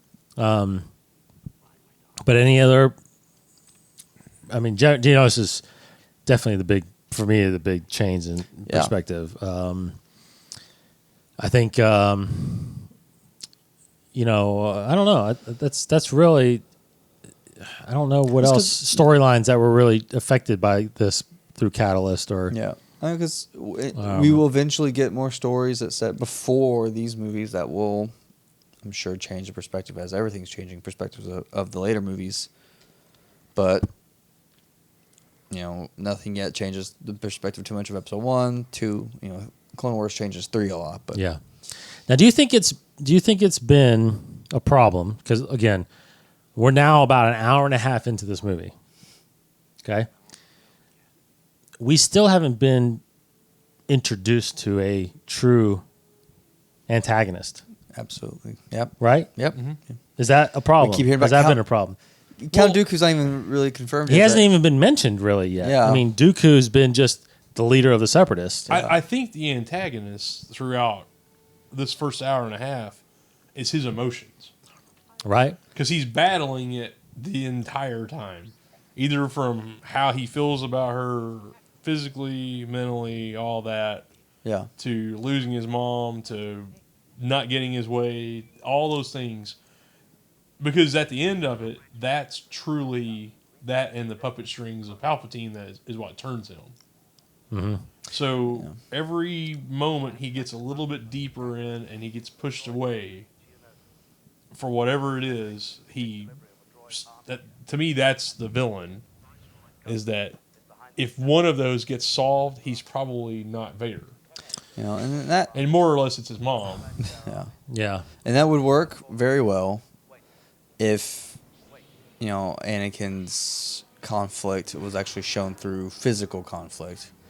Instead of just talking about it. Like the part with the Tusken Raiders and his mom was a good example of him actually physically doing something, at some sort of action to show this conflict within him, within his own emotions, his own inner demons.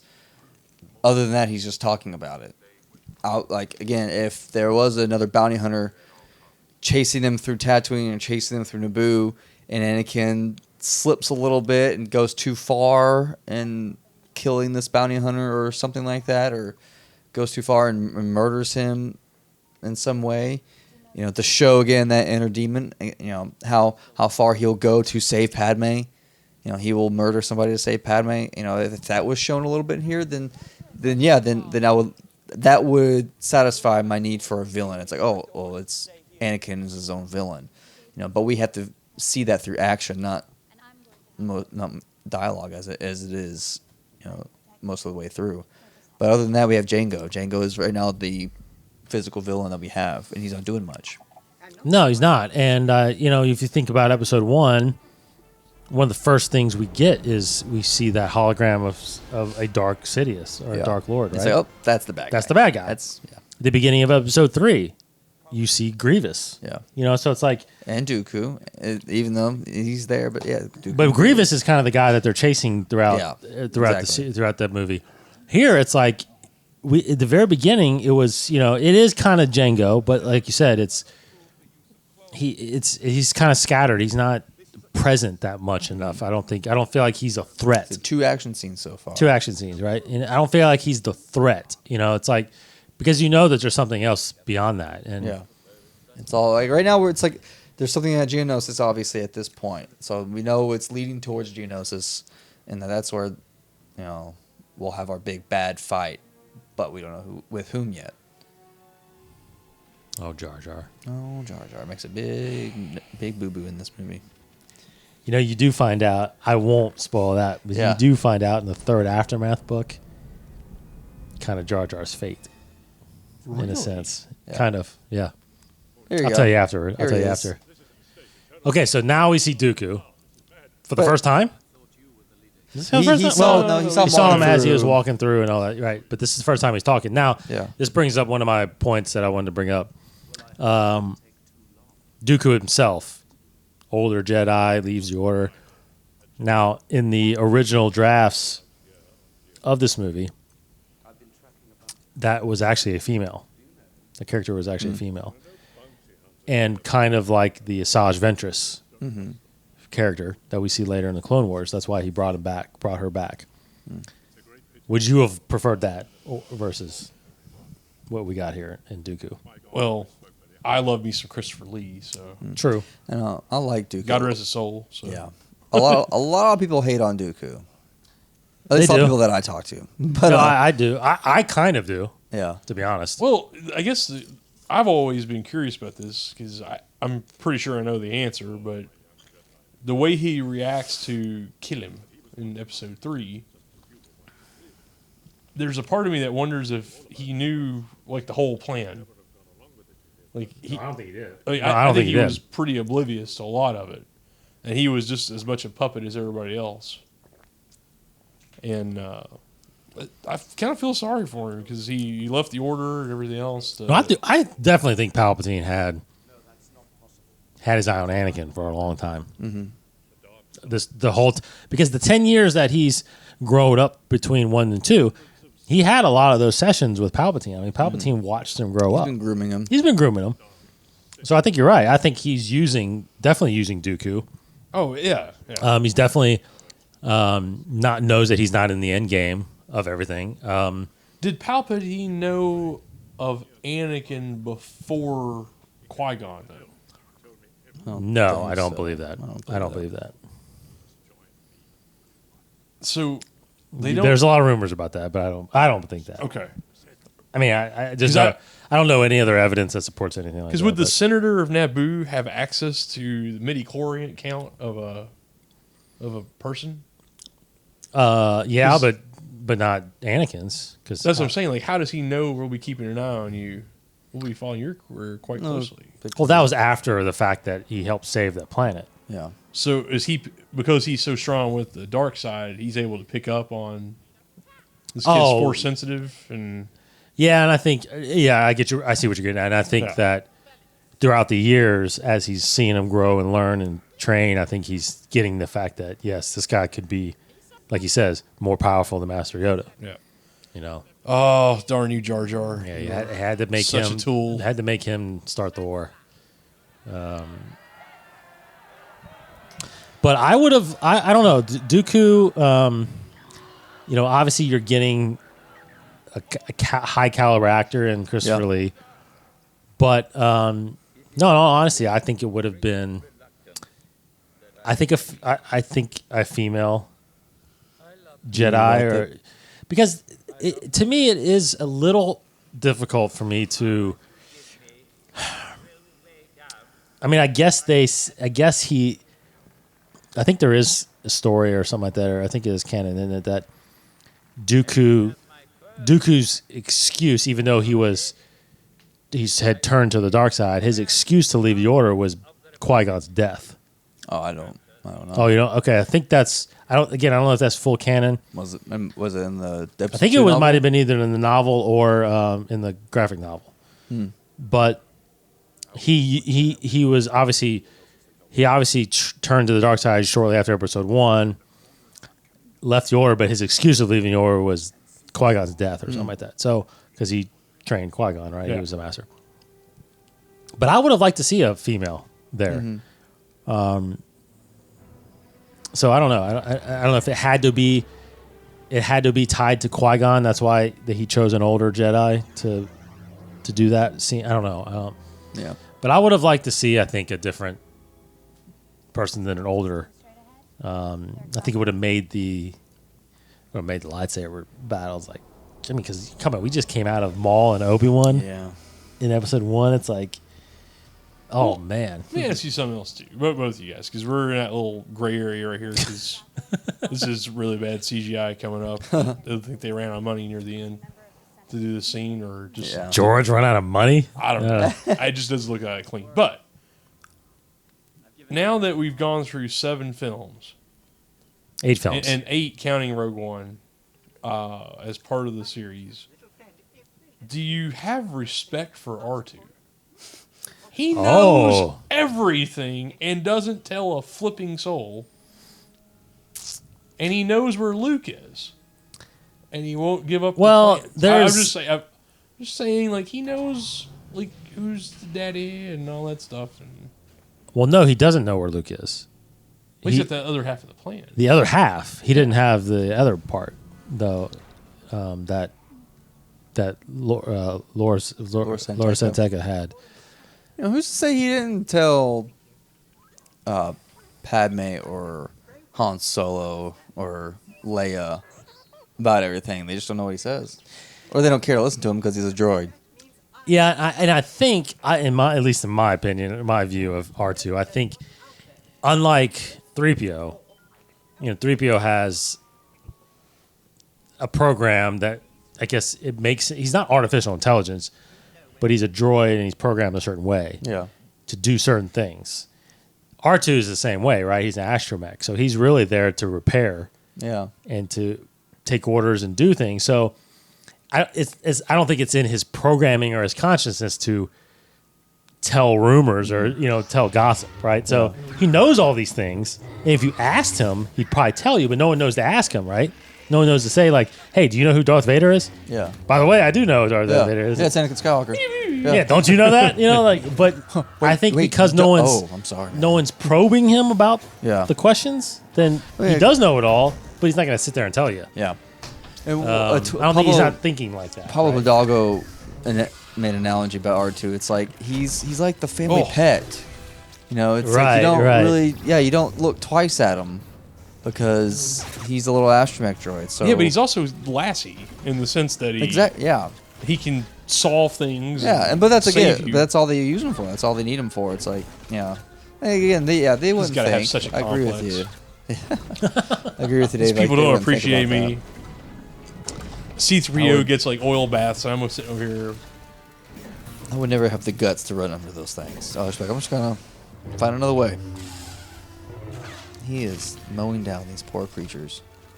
These poor creatures. Yeah. Did you like the droid factory sequence? I mean, Well, I guess I have there's a problem parts with of I it. suppose. there's just parts of it that's just it's so fabricated, and they're trying to squeeze in real practicals with people and other things. It's difficult because of how you're basically watching a video game right at the moment. Yeah. Which is fine. I just feel bad for C-3PO, man. He gets thrown through the ringer in this whole thing. And he gets a couple of the worst lines poor in the guy. film. again, this is a little adding some of that comedic value, right? Trying to A little campy. bring the droids back in, make them more part of the universe of this trilogy. But I remember reading about this, before the movie came out, in the online and stuff like that, about this big droid factory sequence, and but again, it's just something we haven't seen before, right? Yeah. So it expands the time scope of Star Wars. the scope of showing like all the droids that are getting made. This is how it's going to be part of the Clone Wars, and all that. So Poor guy. yeah, right. Decapitation. Yeah. Finish him. Finish him. I thought it was kind of funny though. It's like he's just. I need maintenance. Like later on, I think that was kind of funny. But when he's like, "Oh, this is such a drag," like that's a little Oh, much. A little man. much. That's I've one of fallen. my- I can't get up. Now, did you before anything? I mean, before seeing this, before reading about it or whatever, and obviously before this movie, all we had of the Clone Wars was, Obi-Wan telling Luke that the Clone Wars happened, right? I mean, Yeah. Did you fought in the Clone Wars? Oh yeah, I was once a Jedi Knight, same as your father. But going into this, I mean, or your little knowledge of the Clone Wars, did you ever think that this was how the Clone Wars was gonna start? Oh, when I first Yeah. saw this, this is a good action scene and everything, but I was 5 years old. This is the first time I saw this. In 1980. This movie. Okay. Oh, yeah. The original Star Wars. Yeah. And it was on the movie channel. Ah, And the movie channel had just gotten rights to it, and we just got cable. And it was brand new, super expensive, everything else. And my dad splurged. We got movie channel. I watched Star Wars probably 120 something times while it was on there. Every time it was on, I watched it. And I recorded it on cassette tapes. Those are little tapes we used to put audio on. It's crazy. But Yeah. anyway, every time he talked about the Clone Wars, I just imagined, like, wow, if they have all these ships and everything, what could have this have been? Yeah. To have all these people fighting against each other. And who are the clones? Because you had stormtroopers, and they were just like different heights and everything, so they could be clones. But there was all that just imagination kicking in, and then you see that there's a clone army, and now there's a robot army, and there is an expansiveness that comes along with these films that if and this is what's so great about things now, especially for you having kids and you having kids, or will be having kids. And my nephew, he's 13. There's still that innocence where you show him all this stuff, and we'll talk about order later. But just how you can get to see this unfold. Some of this stuff, dialogue's rough, but man, if I'm a kid and getting to see all this unfold, this is incredible. Mm-hmm. Especially if I'm into Star Wars. And we've all been to Celebration, and a lot of people watching this have gone to Celebration.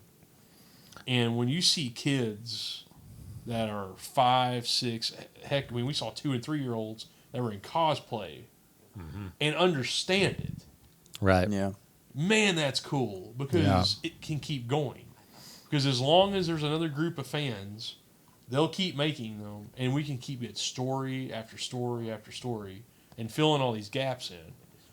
Because it is pretty incredible that we're getting to see all this take place. As you were a kid, you never thought you'd see this, did you? No. Yeah. Well, by no means, no.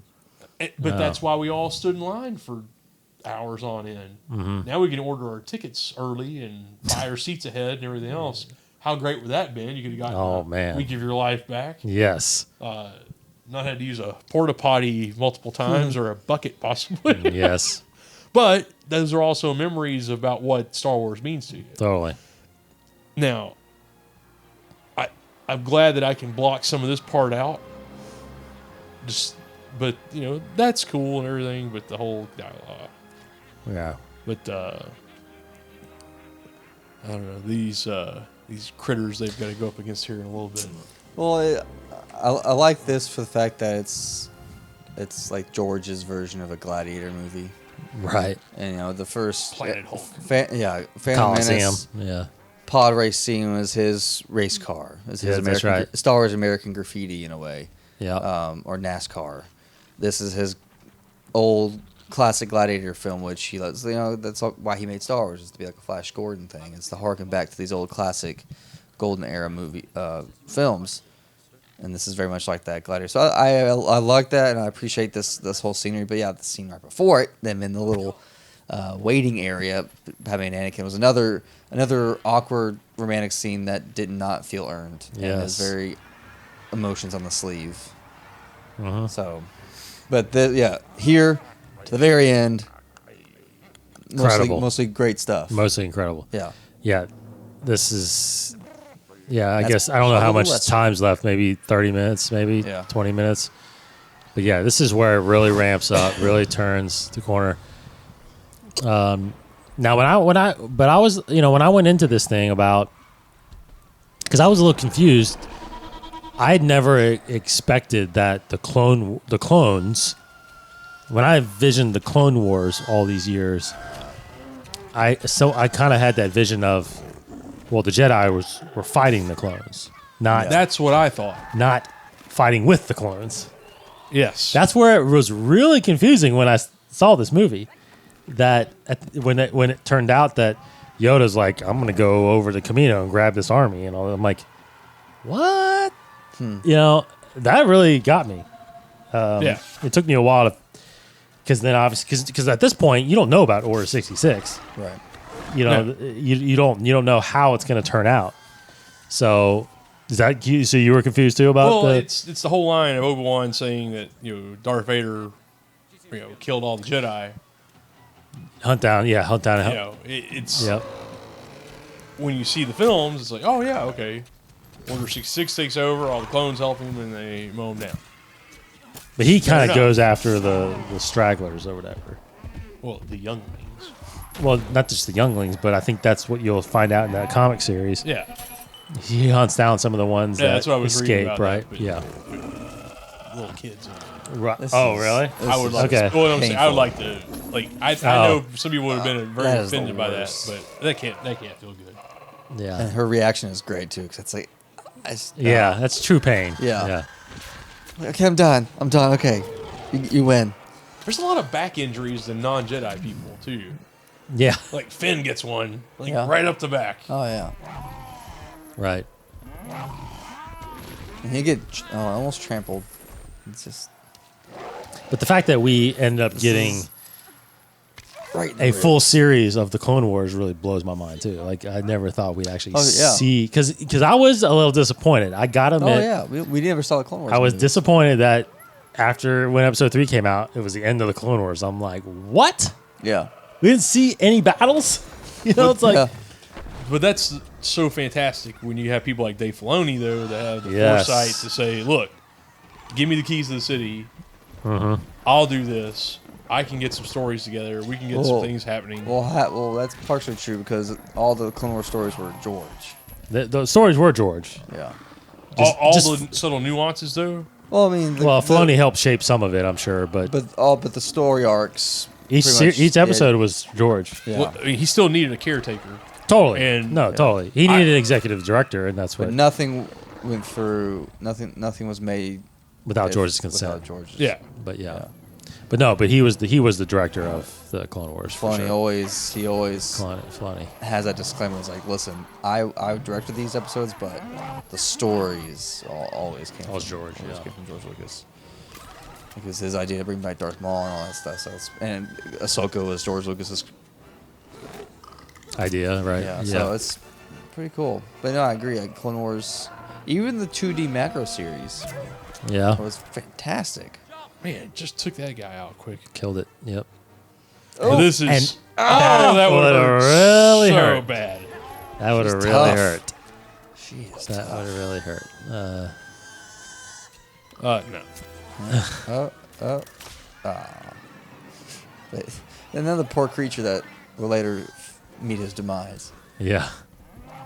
Oh, nice hops there, buddy. Just get a glider. Yeah.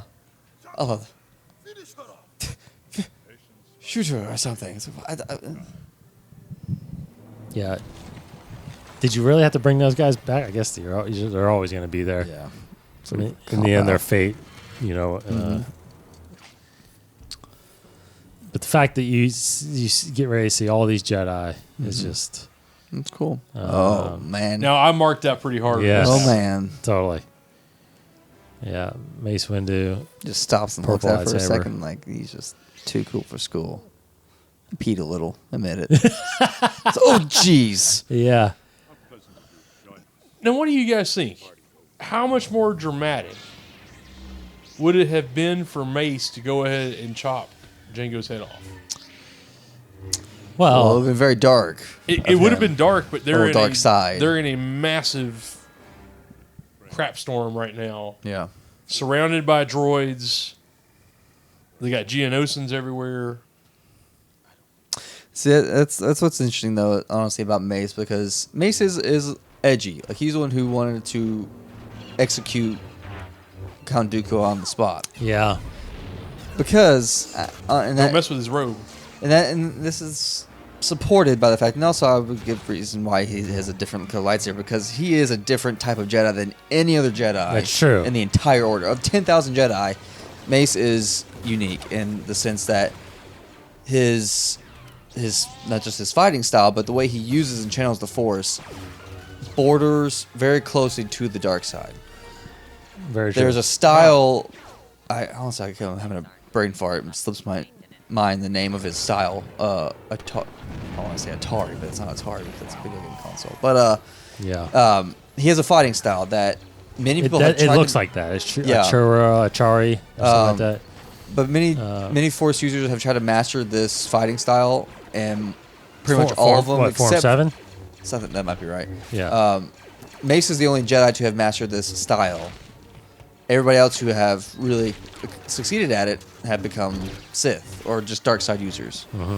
Because it's such a way where it allows you, it opens your mind to accepting and in some ways welcoming the heat of fighting, of the battle, of channeling the emotions used in fighting, such as maybe hatred, maybe anger, I don't know, giving into that. But it's again, it just teeters so closely on the edge of the dark side. But Mace is the only one that can use it without falling to the dark side. Yeah. Right. So it's so strange, and so that's, so again, I wouldn't put it past him if he wanted to chop off Jango's head, but also maybe that's why he has a different color lightsaber, because the Force calls to him in a unique way than anybody else. That poor guy is done for. It's pretty good. Yeah. Are we going to see they're coming up, aren't they? Like, yeah. Yeah. Oh, it's so bad. Yeah. Like, this whole sequence is awesome. Like, Yeah. I wish there was more, though.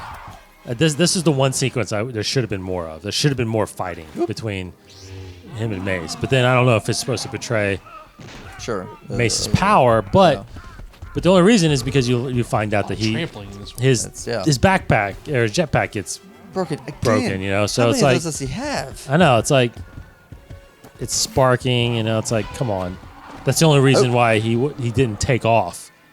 Yeah. Because right, you know, it's done, man. You're done. you're done. Yeah, right there he's trying to take off, Boom. right? But it's Yeah, like, I actually never caught that before. How it's it ignites, engines. Yeah, but it doesn't. It's broken, so it doesn't take it's off. good.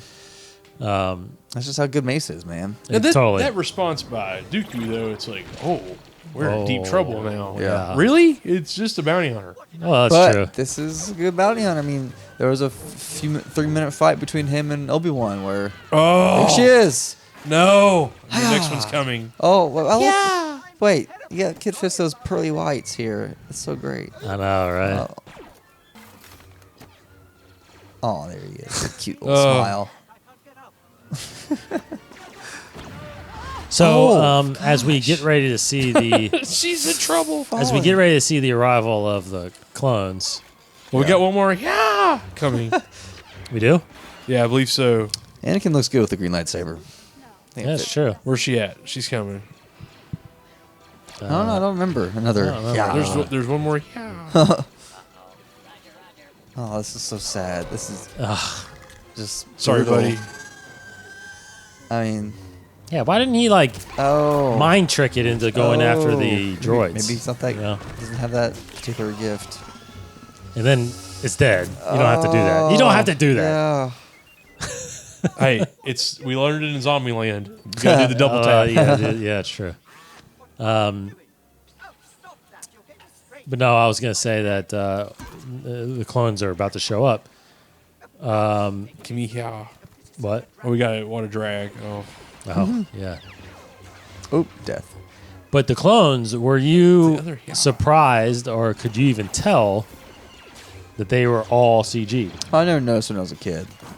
Yeah, but And does that a little bit upset you that A they didn't little practically do any clone troopers? yeah, a little bit.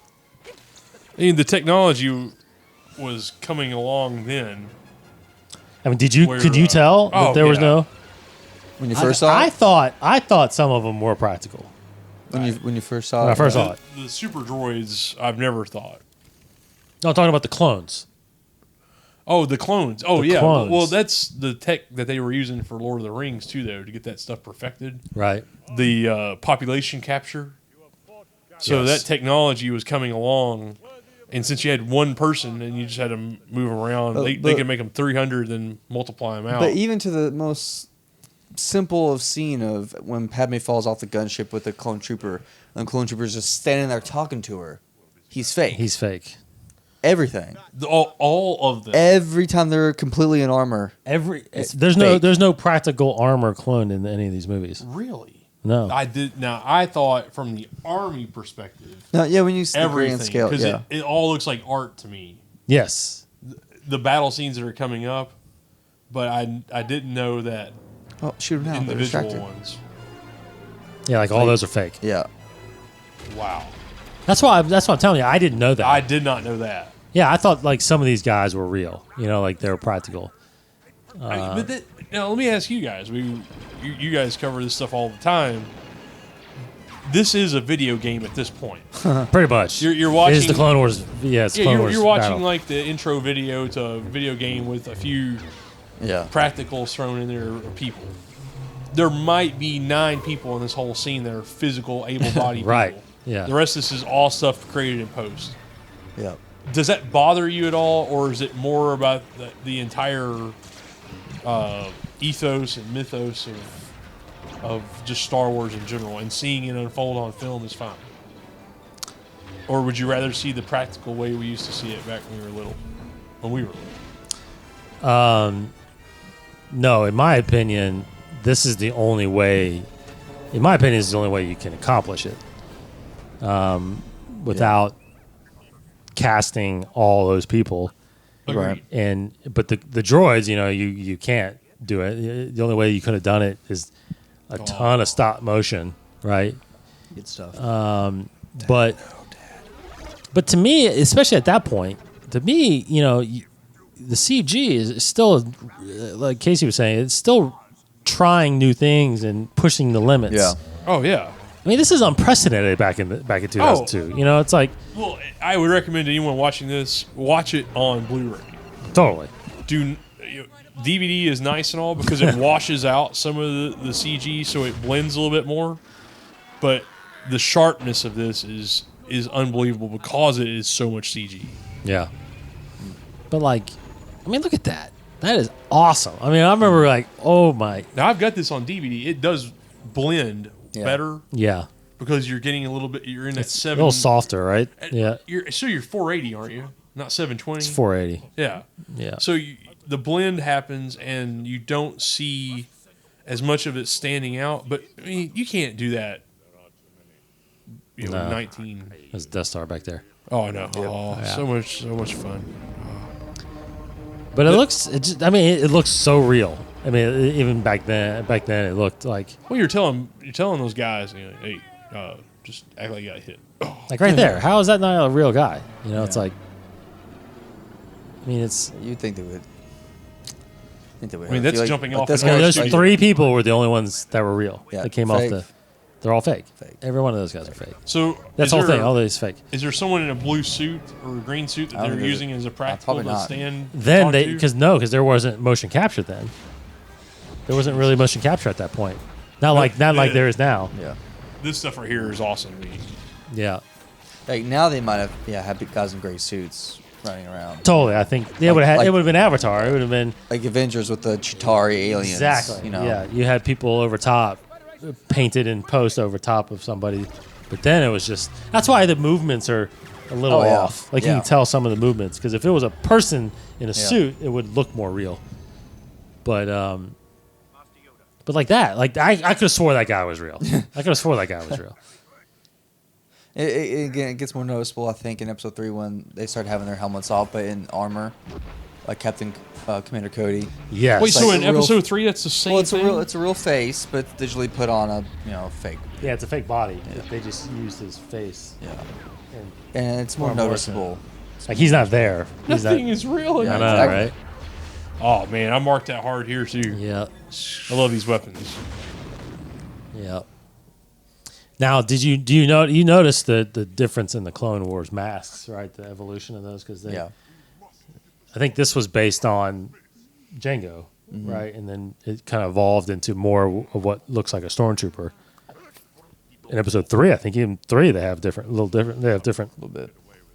helmet. I don't think I have. See my words are high in the Yeah. catacombs. Yeah, we saw a lot of the catacombs in Rebels in the Saw Gerrera episode. So that's that line right there, they can't find our designs. They find out what we're planning to build, we're doomed. Yeah.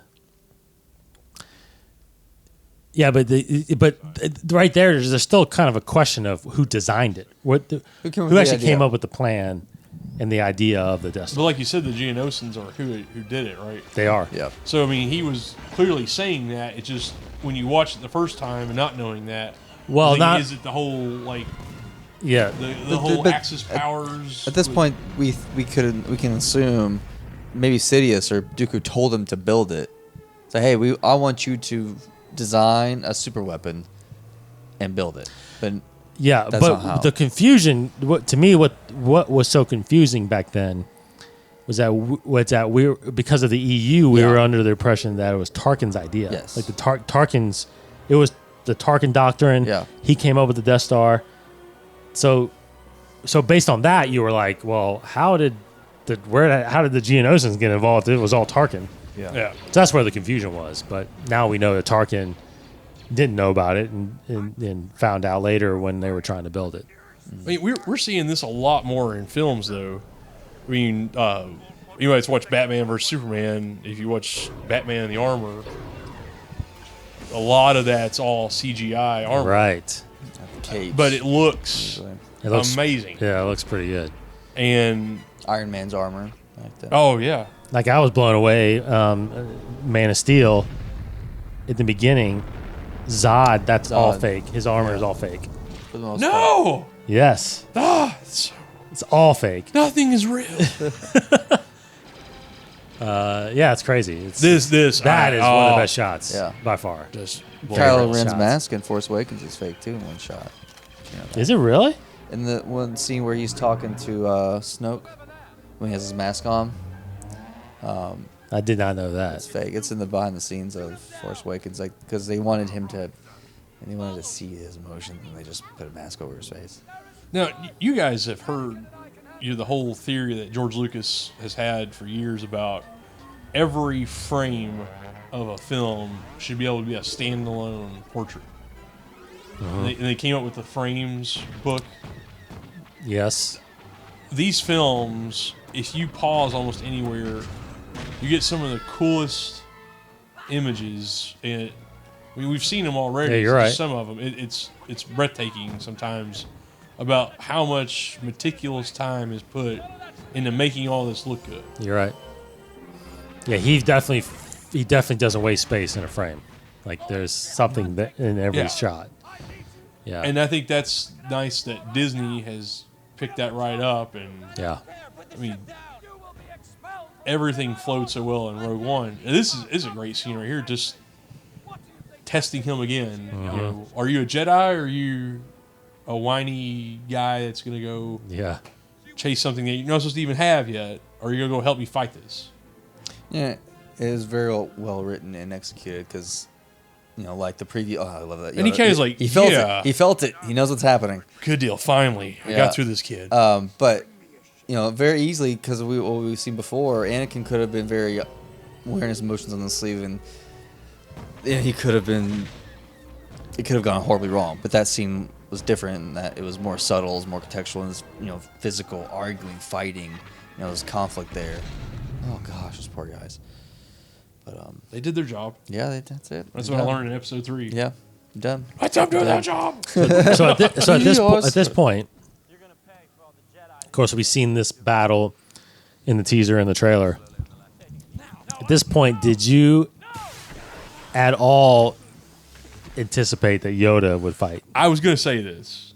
I was going to wait till it came out. But when it happened, there was a hush that came over the theater because we were all jacked seeing all this stuff happening. Force lightning, double lightsaber fighting, the whole thing. Yes, yeah. And then you hear the cane, and that moment, people stood up in the theater and started clapping because we'd waited our whole adult lives, it seemed like, to see that happen. Yes. And then when it started and you just watched the berserk nature of his fighting style, it was unreal. But I personally like Dooku's style too. Granted, this is definitely not Christopher Lee doing the fighting. Right. Man, she rolled a lot. Yeah. I was not. How'd they do the footprints if he's not there? Oh, it's fake sand. It's all fake. I'm not happy about this. All fake. I mean, look, he's even got a shadow on her. It's pretty good. Detail. So there's no clone troopers. No, fake, No fake, practical fake, clone fake. troopers, no. It's ruined something else. I'm telling you. Yeah, it's hard to believe, but I will say that I was surprised. Not surprised, but I wasn't surprised that Yoda ignited a lightsaber, but I was surprised to see his fighting style. Like you know, like but it made sense. Oh yeah, he's tiny. You know. You got to do something. It made sense. I mean, do you feel like? I mean, I feel like there wasn't that much backlash about it. I don't, you know, there's some people out there that were fun like, of it. Just thought it's funny. right. Now, Then he starts walking really slowly, that kind of stuff. But You guys know I don't open a lot of toys, but I opened this action figure when it came out. Which one? 'Cause it had the Anakin with the green and the blue lightsaber. Because they yeah. put it in there, and you're like, "What's this for?" Oh, And then I opened it up, and his arm comes off, and you're like, "No!" wait, that's before the movie? Yeah. Ah, Yeah. what? Really? Yeah. I guess they do come out with toys before the movies. this is a cool fight. I do like this. It's really dark. Yeah. Oh, Ciao. done. But I didn't like how, because you look again in hindsight, you look at episode 7 where they used actual glowing red sabers and glowing blue sabers. Here it's still those. Great moment. Here it's just those sticks or metal, but like the parts where the lights were actually out and they use those. You can see the reflection. They're just swinging lights. They're not hitting each other, right? I'm missing. Because when it cuts to them in the wide where they are fighting again, there's no glow on their faces anymore. Mm-hmm. So that's why I think 7 was so good, where they had the glows on the faces because they used those colored sabers.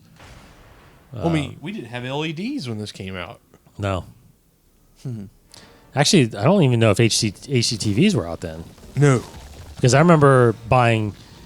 Yeah, because there were no Blu-rays. Lord, no. I remember buying episode 1 on VHS when it came out. HD did not hit our market until 2007. And that was in May at our NBC affiliate. Wow. So... I remember post-time we bought our first HD camera in 2004. We were shooting HD, but we weren't finishing anything in HD. And, when did Blu-rays even... I don't even remember when Blu-rays came out. I thought about some Blu-rays late high school, maybe senior year of high school, 2008, 2009. Yeah. I can't remember what my first Blu-ray was. Here we go. When Watchmen came out. That kind of stuff. Oh, my goodness. Yes. I absolutely lost my mind when this happened. That shot right there, I love that. Boom. He'd kill me in a second. Yeah. What do you do to stop that? Yeah. But Even see, if he was Dooku knows his fighting style, obviously. I mean, I really wish they would let this go for like 3 minutes. Yeah. I agree. It is kind of funny how Dooku is absolutely exhausted. Yeah. I am spent. Well, yeah, he fought 3 Force Did he throw his users. lightsaber there? Yeah, but he's only been working it 4 minutes. Yeah, well, true. It's like, man, come on. Third fight in a row. Oh.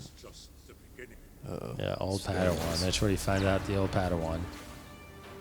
Oh, Now, cheapo. What do you guys think here? I've argued this with my friends for a while. He should have thrown that at the ship. Very true. Or why didn't he force push them out of the way and let it fall? Mm-hmm. It would have been quicker, and then that way you can go after Dooku again. The ship's still there. You can still hit it. Yeah. Throw your lightsaber at him. Yeah, exactly. Yeah. He's still there. Why didn't he grab it with the Force? Right? You can could've move done an that. X-wing fighter. Yeah. And he's like, It's not. Also, he's probably like, I should have done it. that's kind of the first fight that Obi-Wan lost True. so far. It's that we've seen. Yeah. Yeah, that's true. The only fight he has truly lost. Vader, he gave up. Yes, that's true. Yep. Yep. So, the argument that Obi-Wan could be the best Jedi, It's pretty close. pretty close. It's pretty close. weird. Weird syrupy shield. Oh, now I can't walk. I am so tired. Yeah, man. Where's my hover disc? And I'm still trying to figure out what's up with Obi-Wan. He got swiped in the arm or swiped in the leg. Passed out. The Black Knight in Monty Python was like, it's a flesh wound. Yeah. And he just kept going. But no. Obi-Wan just That's laid funny. there. Yeah. Now, hooded Sidious coming up. Mm-hmm. Uh-huh. Dooku is aware that Palpatine and Sidious are one and the same, right? Yes. I'm pretty sure that's... Yes, I think Yeah. so. Yes. But we haven't been 100% told that, right? I mean, I can't remember the novel, but the novel, I feel like talks about it. Okay. Yeah, I think he knows. I mean, Yeah. he knows he's playing. He knows Palpatine is playing both sides. Yeah. Okay. And again, I think he believes he's part of it all. Yeah. Going to be part of it all. He's the apprentice, Mm-hmm. But It's like a crappy part of town. it is. Now in the books too, or at least in the EU, which I think is probably still canon though. There's a tunnel directly from his office to it's this in the location. novelization. He's like Bruce Wayne. He's like Bruce Wayne. That's yeah. a long walk, man. Yeah. A long travel. That's because that's way out. Yeah. Yeah. I mean, he had to take a spaceship. Yeah, Hyperloop to that place or something. Elon Musk gave him a Hyperloop. There you go. Yeah. Well, Elon Musk. Yeah. Sponsor. Hey. Tesla, right on the bottom here. I love Tesla cars. Teslas are amazing. They're a beautifully done electric vehicle. And Dave, myself. Oh, wait. We just got sued. Oh, Casey told us to do that. Yeah. So that's first time we called him Darth Tyrannus. Oh yeah, First time Darth the only Tyrannus. time we've heard that in Tyrannus or Tyrannus? He said Tyrannus. I think. Darth Tyrannus. Yeah. Tyrannus. Wait, Tyrannus, phonetically. it's Look. Oh, Django says Tyrannus. Oh, he does. That's right. I was hired by a man named Tyrannus. Yeah, Tyrannus. Tyrannus. Where all the chairs go? They actually go. I think they go underneath. That's what you think. And by the way, why did they ever sell those chairs? I would have bought one of those for my house. Oh, that's true. That's actually pretty true. Marketing. Yeah, right. By the way, if Lucasfilms or Disney would like to provide any of us with a chair, For these commentaries, we yes. will happily sit. But you say Cross-looking. that. Yeah, now we're going to all get Yoda's chair. And we'll have to be like, sit really still. I don't know. Now I saw like some of the bigger Jedi. They had larger chairs. Those look super comfortable though. So Is that real or is Fake. Because it looks like that's a nice like seamed chair. oh, the You chair? see a little seam? Yeah. The chair could have Fake. been practical, right? No, Maybe. Fake. I don't know. I'm saying it's Fake. all fake. It's all I don't fake. believe anything. all that's fake. All that's fake. Those ships are real. Everything else is fake. Yes. Oh my god. So I love the Imperial March. Oh, yeah. Man, there's so many. I know. That's why I remember thinking, like in the theater, like, oh man, this is the Clone Wars. Like So episode excited 3 to is see going to it. be so awesome. Yeah. Now, is this the only base where the clones are stationed, where they have those type of numbers, or is this kind of the launching pad for all of them? Yeah, I think they're just going out to their different. Sectors and Yeah. I mean, but Kamino is delivering them to Coruscant, and then they take off from here. pretty much, yeah. They're only Wow, that is a weird shipment. so they're all Bale's yeah, disappointed. bred and trained at Kamino. Then they come to It's a lot of Coruscant, cleanup. get their Yeah. orders probably, So and it's then a go little out. Or hyperspeed those guys Yeah. there. So the famous wedding between Anakin and Padme, of course, and And again, R2 knows everything. Yeah. yeah, It's cold. Yes. Jeez. Cold. Hands get pinched. And little fingers. Couldn't you got this fixed by before the wedding, or what? Because Yeah. I mean, She's a bridezilla. R2 wasn't videoing it. Oh, dang. yeah. It'd be funny if their wedding video was a hologram. It just pops up randomly. But I gotta You've had admit, this whole I time? gotta admit, I do like George Lucas's attention to detail as far as keeping these themed right. Correct? You know what I mean? Like episode 1 ended in kind of that celebration line, like episode 4. This ends exactly like episode 5. Looking off. They look off with the droids. In episode 5 was Luke and Leia, and this one is the parents. You know, so it's like he did a good job theming it like that and ending it like that. But The only thing is you didn't have the darkness of Empire no, in this. you didn't. And I think we're going to have that kind of darkness in Last Jedi. Yeah. Yes, I do think that. Yeah. I do think you're right. I do think that definitely. Unless we consider all of the clone army going out the darkness. But That's probably it. Yeah. there might be some symbolism there. Okay, so now as we see the credits going, overall, I don't think we did a placement thing, right? No, we should have, but we didn't. Okay, so let's Yeah. do that now.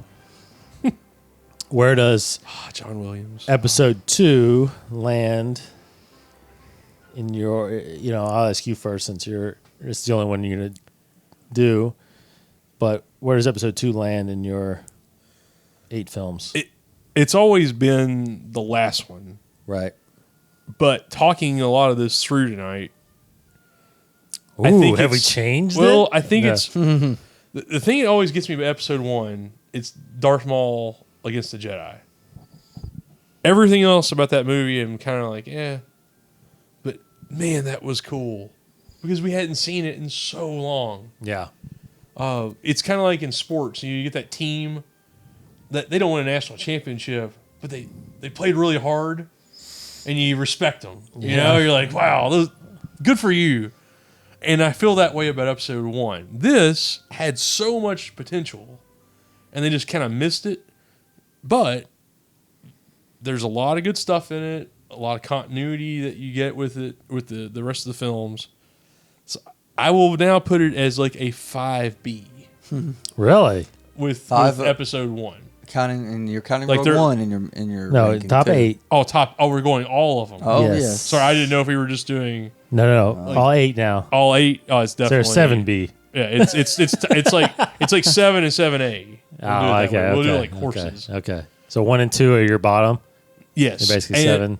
And because I've always loved Empire, it's always going to be number 1 for me, just because of everything that happens in that film. It's amazing. Well, since you're not going to be back on any of these, you probably, if you can, give us your whole list. I would go Empire, New Hope, Force Awakens, Rogue One, Jedi, Revenge, and then these 2.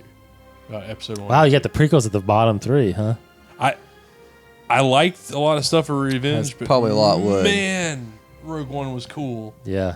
And I mean, Force Awakens was just... You had Force Awakens at 3. You had Rogue One at 4 or 5? Yeah.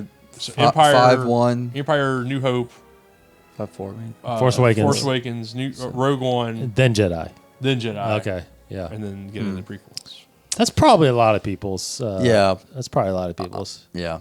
So we're only going to do the 2. Yeah. You're at the bottom. I think me and you have. So my episode 1 was second to last. This was 7. Episode 2 is 8 for me, the last on the list. And that's what it is for me right now. Now, when we did this commentary 2 years ago, Thanks for bringing me on the last one. the last one. What do you mean? The one that everyone hates. Oh, No, come no. on, it's okay. Not everybody hates Again, this movie. Again, some people it's their favorites. I've everybody heard hates people this movie. actually make an argument of why it's their favorite. Granted, we did ask a lot of the people that are going to be on the shows. They took all the other ones, so this was Charles was kind of left with episode 2. Sorry, I texted you when I did the group text, and you never got back. So It's okay. but I knew you would be good because you would learn a lot and hear the different. You guys read all the time. Yeah, well, yeah, that's right. Those words. But A lot of words. He listens to it. I read it. yeah, I do the audio. Oh, that's right, because your commute. Yes, Yeah, I do I audio. forget about that. It's so I've been breezing a ton. I mean, I've been getting through them faster than I would ever read them. So, If anyone from Del Rey would like to send some audiobooks to Dave, oh man, hey, I'll I'm take it too. I'm Audible.com, so I have a ton of I buy stuff. he'll all the critique time. those for you. Yeah. Write up some nice things. Get this whole thing sponsored. Read the for comics, There we go. listen to the audiobooks. Yeah. Okay. What I mean, what else? You got anything else you want to say about Star Wars in general or Episode 2? I hope that everyone feels the same excitement that I do about December. Yeah.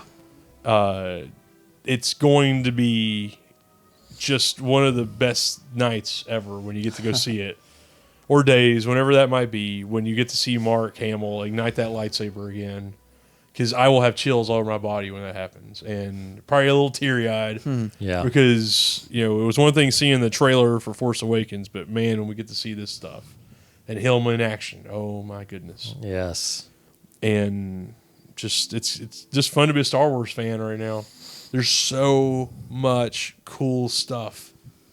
You can be inundated with it in a matter of moments, from the comic books to the video games to the cartoons. There's just so much of it now. So Yeah. enjoy it. That's what I would say. I love it. I live and breathe it, and I hope everybody else does too. Very well Yeah, said. very well said. I think we're getting close. I'm trying to. Yeah, this is it. Well, Get we through have the we have credits. the after credit scene coming up. Yeah, right. Read the novel from Del Rey. Hey, Del Rey. By the way, if Ari would like to send a camera, Yeah. That would be fantastic. Good cameras. All right. So as we get to the end here, we appreciate you guys watching episode 2 with us. Again, we're doing this. This is our journey to Star Wars, The Last Jedi, released here in December 28, 2017. This is the July kind of part of Where's my? Oh no, it's the weird Where's my- post-credit thing. Oh, there it is. Oh, what is that? Sorry. Sorry. So this is all right. So this is our July month of episode 2. Weird. Every month we're going to be releasing the films with a trailer and a commentary as we get to December. September you can expect. August you can expect 2 because we're going to do Rogue One and A New Hope kind of in the same month, so they're basically sequels and prequels of each other, right? So. But also because we're short a month, and we have to do that. We got to rush. Anyway, Sweet man. but I think here's the thing: I think by doing this, December's going to be here before we know it. It's going to be and all the it's gonna books be that we have to fast. read until then as well. As many of my friends posted on Facebook feeds today, it's 27 weeks to Christmas. It is Right now. Wow. So this weekend, depending on when you watch this, might be 26, but it's getting close. Yeah. Well, I think today is 174 days Yeah. until the movie. 174 days. That's good. That's good. Good stuff. All right. We appreciate it. Thanks for watching. Go check out our weekly Star Wars podcast, Inside the Force. Make sure you tweet these guys. They know a lot about Star Wars, and they are connected. So if you got questions, send them to them. They know things, and if they don't, they'll find out for you. It's awesome. Yeah, we just asked Pablo. Yeah. Right? And he'll just be like, he'll give us an obvious answer. It's like, yeah, why? Just watch the movie. It's right there. Yeah, it's right in there. front of your face. It's right there. Or here's a picture. Yeah. Can't you tell? Yeah. What's your Twitter handle? I'm at dcottingham21. Yeah. 21138. I mean, they're, yeah. And you're Big Blue 8. I don't Big tweet Blue much. 8. Yeah, go check him out there. If you get some people, maybe you should. I might throw some stock tips your way. Come on. Okay, there you go. Stock tips. By Facebook. InsideTheForce.com. If you're at our YouTube channel, please hit subscribe and check out all the videos that we're going to be putting out this year. Again, InsideTheForce.com. Every week we're doing the podcast. Usually it's an every Friday thing. That's why we try to get it out on Fridays. We record every Thursday night, so hopefully you guys are listening to that. Send your questions What by else? the end of Wednesday. Jeez. Questions on Wednesday. Thank you. Thanks, Charles. Thank Appreciate you guys. you for being Thank here. you. For Casey Cooley, Goodbye, everybody. Charles Thompson. What? Charlie Thompson. Jinx. Charles Thompson. Okay. In stereo. Yeah. Yeah, right. There you go. I'm David Cottingham. May the Force be with you.